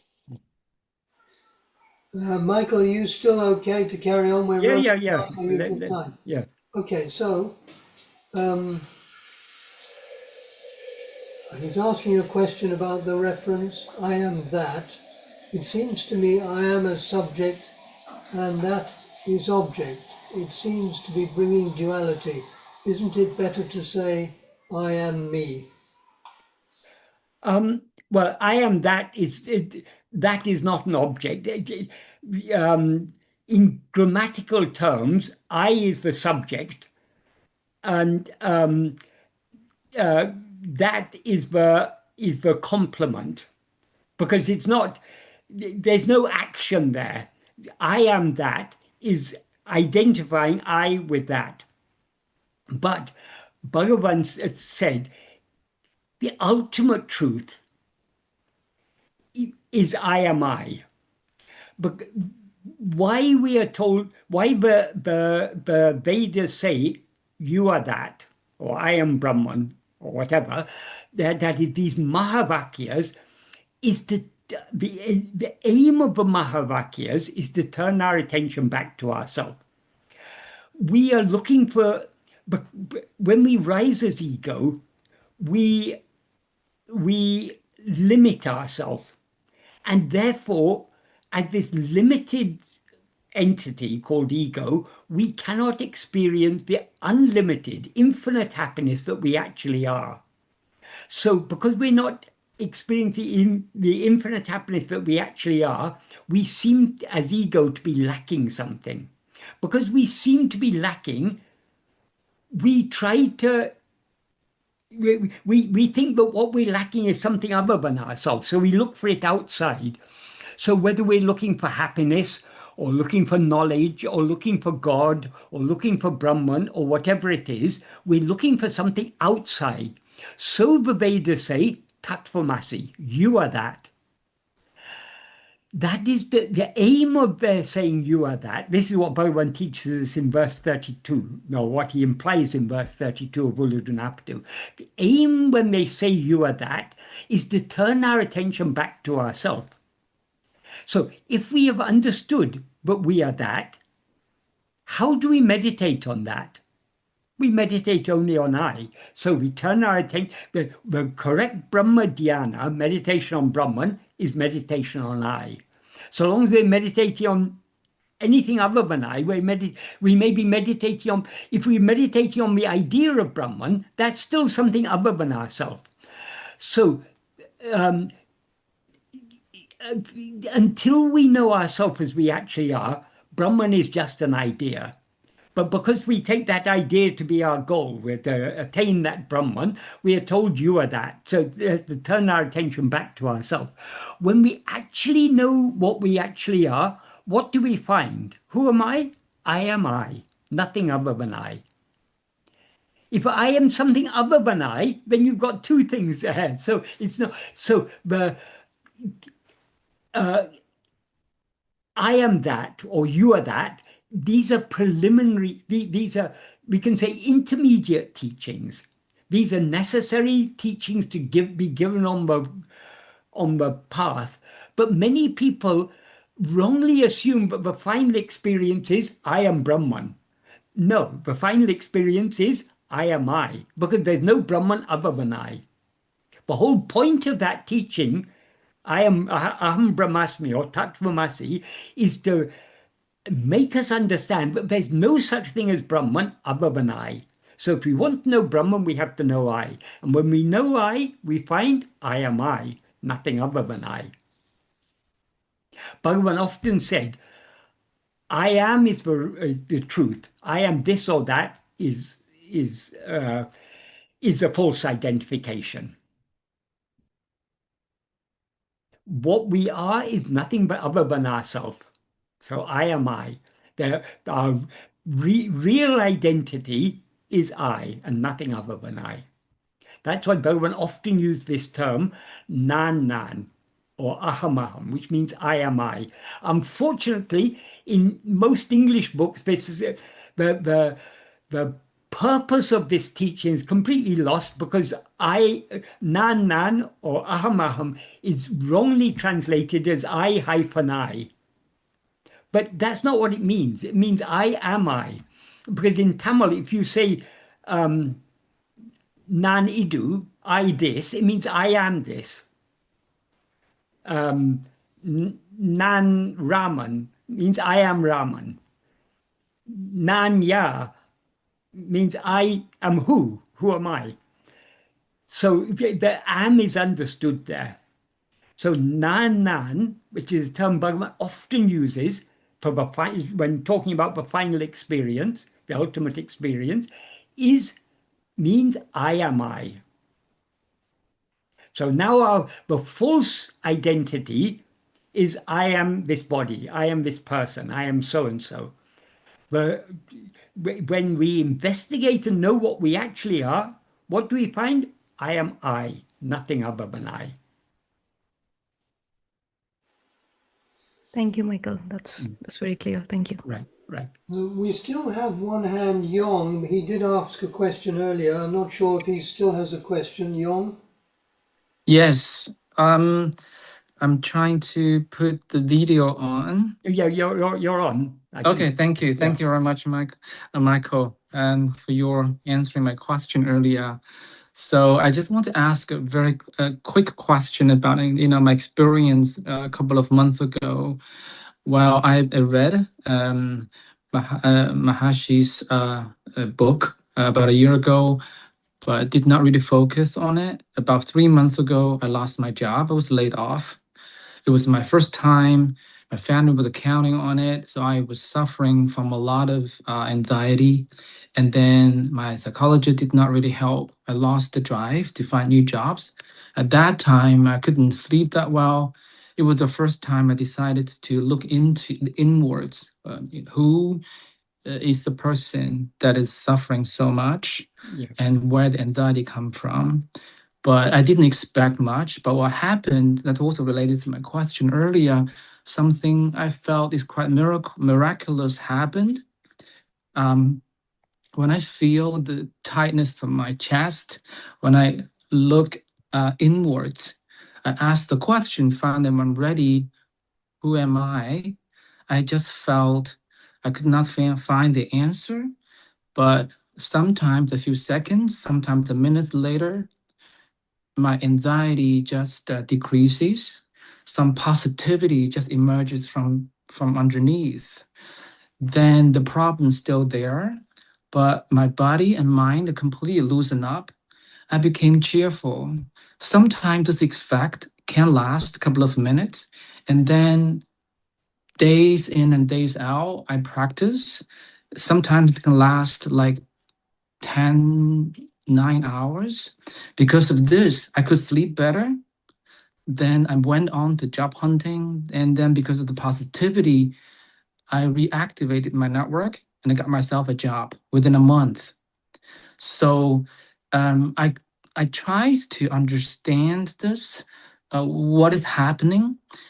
Just now when you answered my question, saying that I still have the, my body, I still have the ego. I'm quite sure I'm not there. But this positivity that supported me in the darkest moment, I don't know what it is. Now I also try to use this when I have strong emotions of happiness or sadness. It's also worked. So I'm a little bit frustrated what it is. Okay, it's ultimately we don't have to explain everything. The fact that you experience that itself is sufficient. But if we want to explain it, when we rise as ego, we identify ourselves with this body, this person that we seem to be. And as such, we're extremely vulnerable. We're vulnerable to hunger. We're vulnerable to cold. We're vulnerable to heat. We're vulnerable to disease. And we know eventually this body is going to die, so we're vulnerable to death also. I mean, we say eventually as if it's a long way away, but it could be the next moment.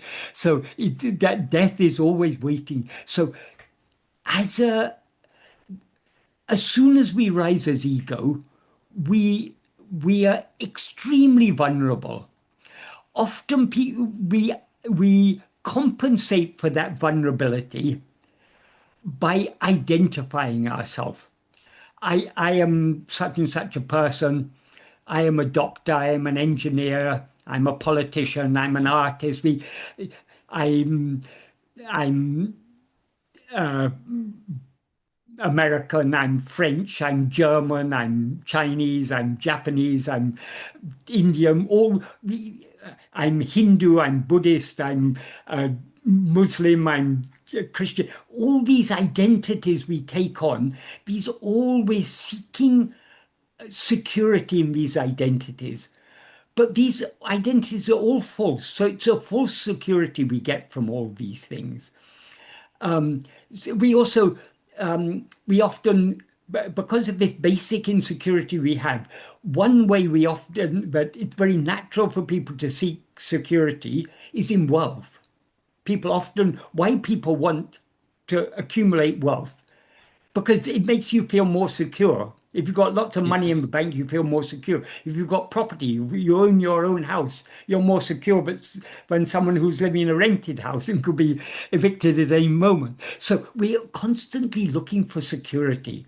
But the security, all these are false securities. None of them, even if you have massive wealth, even if you've got $1 trillion, it's not real security, but the next moment you can have a heart attack and goodbye to all your $1 trillion. So we're constantly seeking security, but it's a false security. So is there any place where we can find real security? It's within. Is within. Because the one thing that is constant, if you think of our life, throughout this life, we've gone through so many experiences from the time when we were a small child and we grew up and we underwent all sorts of problems in school, and then the problems of adolescence, and then the problems of having responsibility and having family and needing a job and needing to. So we're facing so many problems and so many different experiences we go through. What is the one constant in all these things? This body has changed. It was once a small baby. In fact, even before it was a small baby, it was a tiny little embryo. Before that, it was an egg and a sperm. So this has undergone so much change. And the mind is constantly undergoing change. The things that we knew that we know now, we didn't know in the past.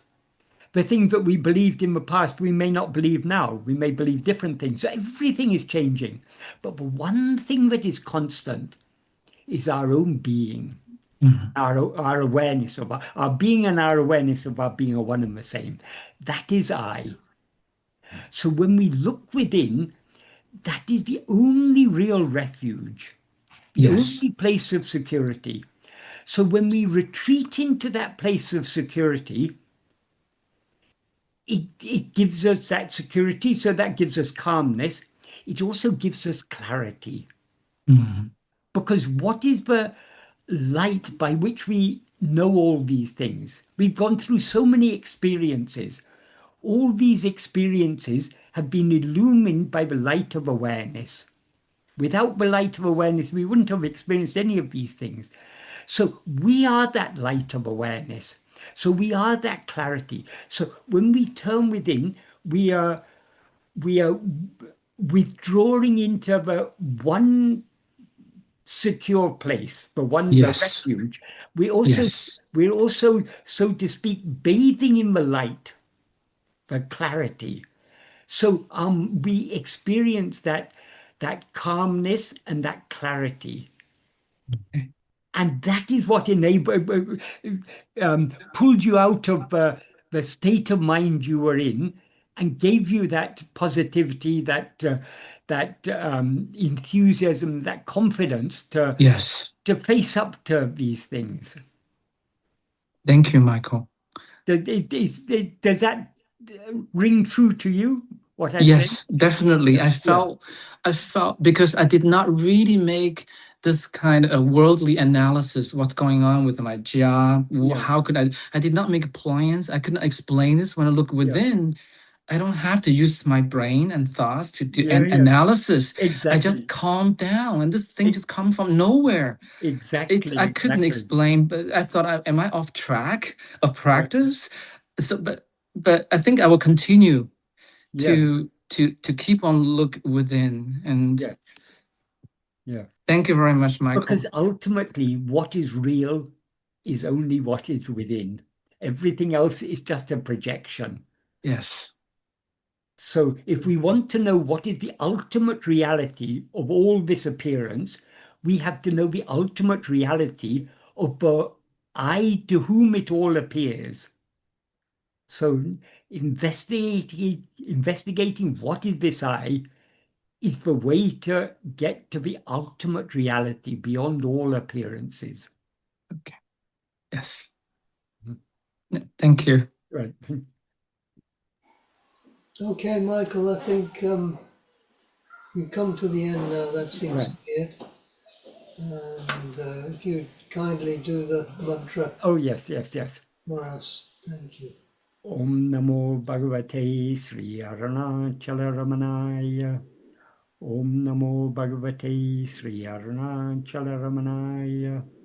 Om Namo Bhagavate Sri Arunachala Ramanaya.